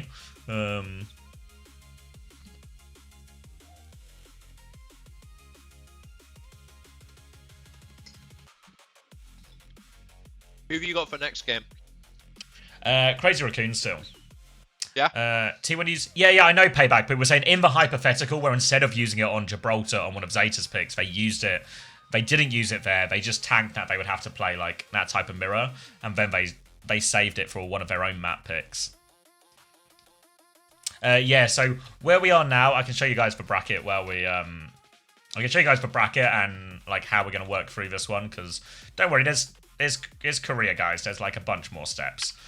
So where we are in terms of playoffs right now, these are the Korea playoffs, right? And these will get you to the Asia playoffs. As you can see, 4 teams have already secured themselves to the Asia playoffs. Lemon, if you're here, we could maybe do with these the standings being updated for the 5th and 6th teams as well. But yeah, so where we are now is we've got the 2 semi-finals. We've just watched, obviously, Zeta versus T1. We're going to watch Crazy Raccoon versus Team Falcons next. Those are our 2 matches for today. The winners, obviously, go to the grand final. The losers go to a 3rd, 4th match. Obviously, this will give us a sort of 1, 2, 3, 4 seeding, which will determine this prize money of, you know, medium size.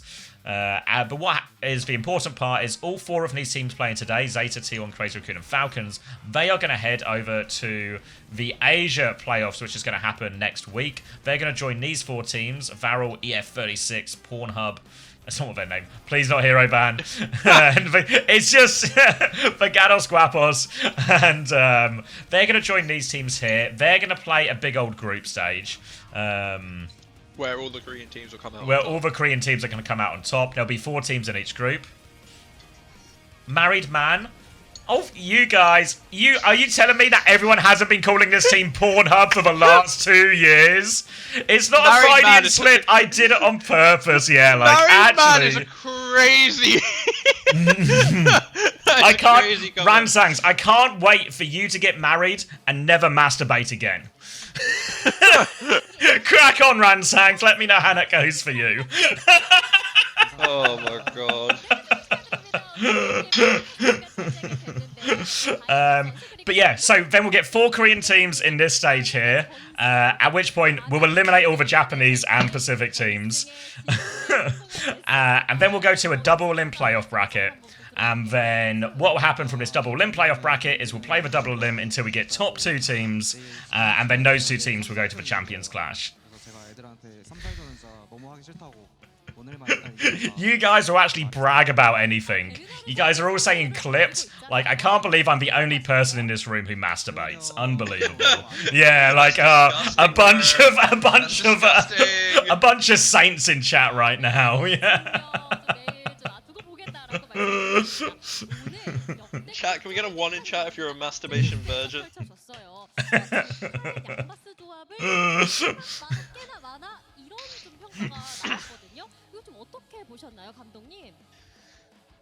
What does that word mean? It's not in my vocabulary. Yeah. Stays quiet. I'm seeing a lot of 2s. A lot of 2s. Hey, Gedster. Does he mean meditation? Yeah. In some ways, yes.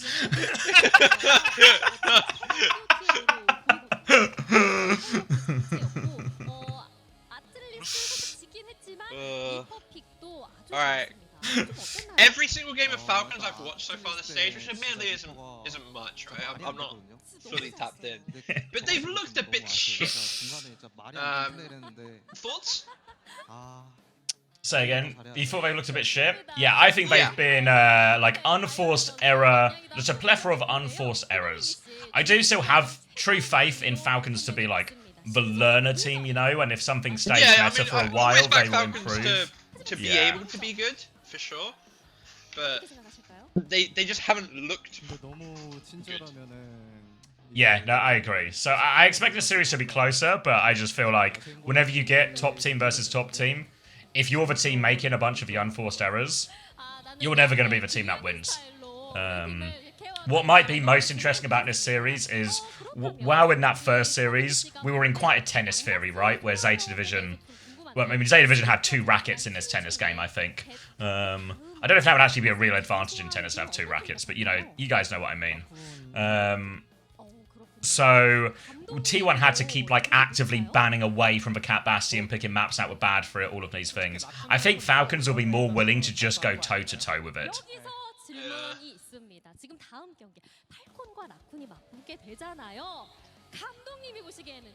Can I get Hambin on my screen so I can finish? I thought nobody masturbated. I don't know what masturbation is. Like, yes. Sorry, what was... Is that word, is that Italian for something? Is it Korean? Is it Korean? Yes, it is.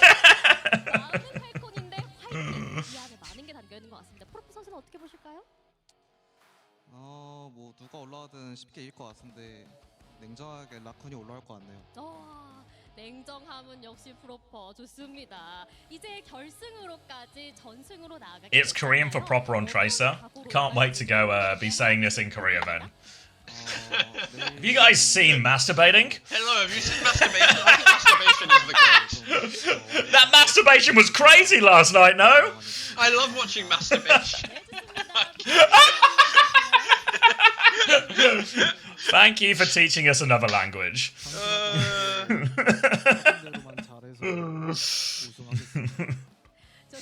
What is this gooning emote?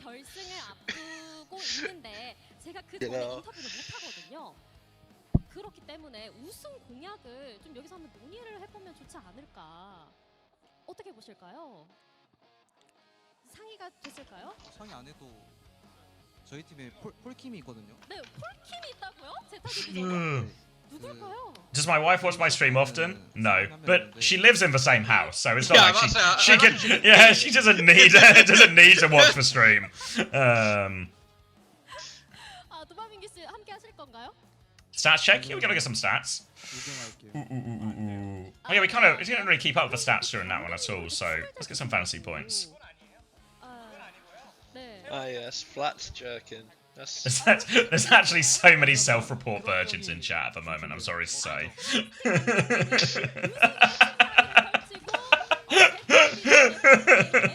didn't know there was so many voices in your chat. That's crazy.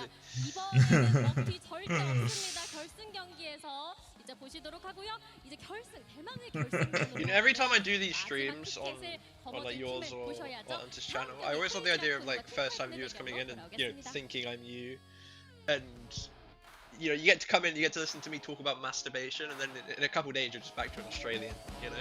Yeah. We've gone it was a really hell of a series how we went from, you know, exploring the differences in how XYZ axes are defined differently in different fields, you know, in computer vision and programming, they use different definitions on physics, hence the confusion between the different members of chat, depending on where they've learnt about and used these terms most frequently, to now just, it's just wanking jokes. Yeah. As it should be, as God intended. Yeah, we've covered the full spectrum here. So I'm pretty upset in this series because I got Zest in my fantasy roster and he scored a total of 3 points. Oh, he had a bit. I mean, I don't even know, like, the same way I don't want to flame Anna's too hard on the losing team. I don't even know if I want to flame him too hard and say he had a howler. Like, he was farming on Atlas, is what I will say. But it feels like he wasn't like. I mean, it was a bad. I don't think he played badly. I think it's just a bad fantasy score. Oh yeah. But I like, for me, it's like if you replace Zest and Proper the other way around, how much of it happens to Proper and how much of it doesn't, you know? Like with the rest of the teams being the same. And it's like, I actually feel like a lot of it would have still happened, because it feels like he was just getting bullied. He was just getting focused a lot. Yeah, but I know, I'm thinking maybe mostly of Numbani when I think of this, but it feels like there's also times where actually, like, the job that Zest was being asked to do was just a fucked job, you know? Like, if I tell you, Jamie, we're playing Numbani on Tracer Attack, you have to go by yourself to get on the Ana top right. You would just say, I mean, I can try, boss, but it's going to be hard. And I feel like that's some of the situation, like, and especially on these Cat Bastion maps. I mean, we can look through them, but I feel like that's where Zest probably scored for worst. Zest got -3 on the Lijiang. Gibraltar only got 1.5. For Numbani, he got -1.5. Atlas, he went positive. Blizzard World, he got -3. He literally went negative on all the Cat Bastion maps, you know? Yeah. So I feel like that is, like, more comp different, or, like, team's ability at the comp than it is... You know, it's not like Zest's a bad tracer, right? Like, we all know this, but but yeah, that's pretty rough. On the other side, though, Proper got 51 points, which maybe is an indication of these. There are two sides to this coin here. Yeah, Violet got 34.5. Obviously, I think that Ilari on Gibraltar would have been... Yeah, he got 10 points alone for that map. 20 for Bernard, 22.5 for Milgaru, which actually it would have been a monster score if they weren't sharing playtime, you know? That's like 42.5 for the tanks. 29.5 for Knife, which is pretty good. Shu on 20.5, which the Anas always score quite lowly in these comps, but yeah. I mean, it's worth noting, he has a good point, actually. Oh, wait, no, that was on Milgaru. He didn't play all the maps. What's a good point? Someone was saying, like, oh, he's only got 8 deaths, but it was Milgaru and he didn't... He still played... 8 deaths is still low considering the number of maps he played, but he didn't play every map. Was it literally half and half, or did he play 4? Let's have a look. He played map 1... Map 3. And map 6. Yeah, literally half. So yeah, actually 8 deaths in 3 matches in maps is still really good. Yeah. I mean, bro is playing ball and it's just winning. Yeah. Like, yeah. If we keep it a buck.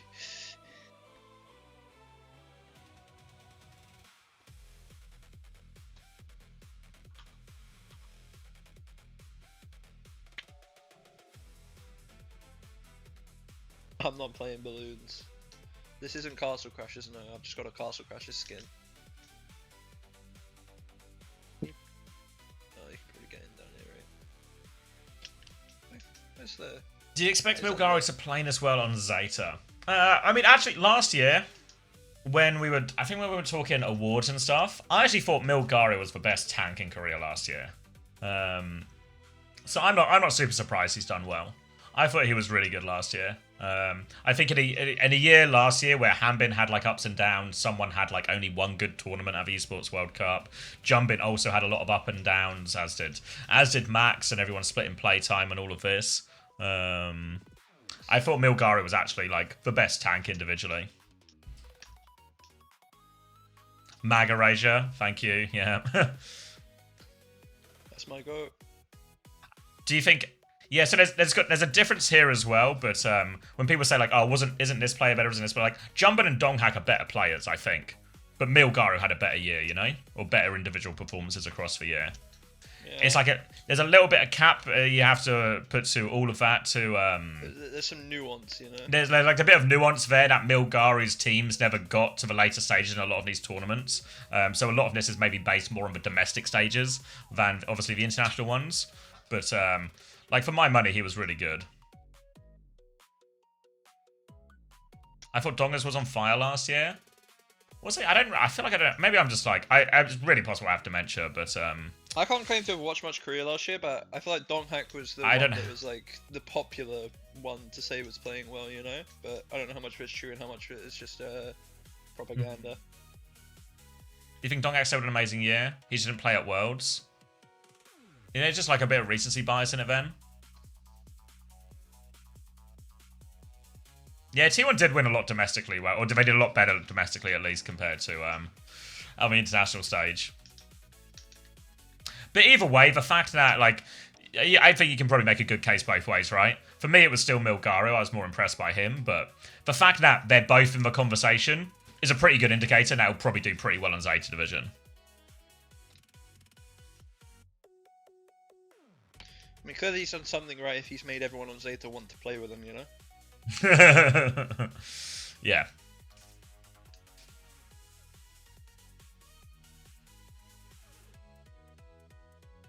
And I think you then factor in like who was actually available, right? Like Jumbin wasn't available. Donghack, maybe they could have convinced Donghack to leave, but I'm guessing he was, you know, for all intents and purposes, not available. Then actually Milgaru becomes the obvious choice. You know, like if you take those 3 players out, there's no one else, I don't think. Thank you, Baxter, for the 17 months. Welcome back.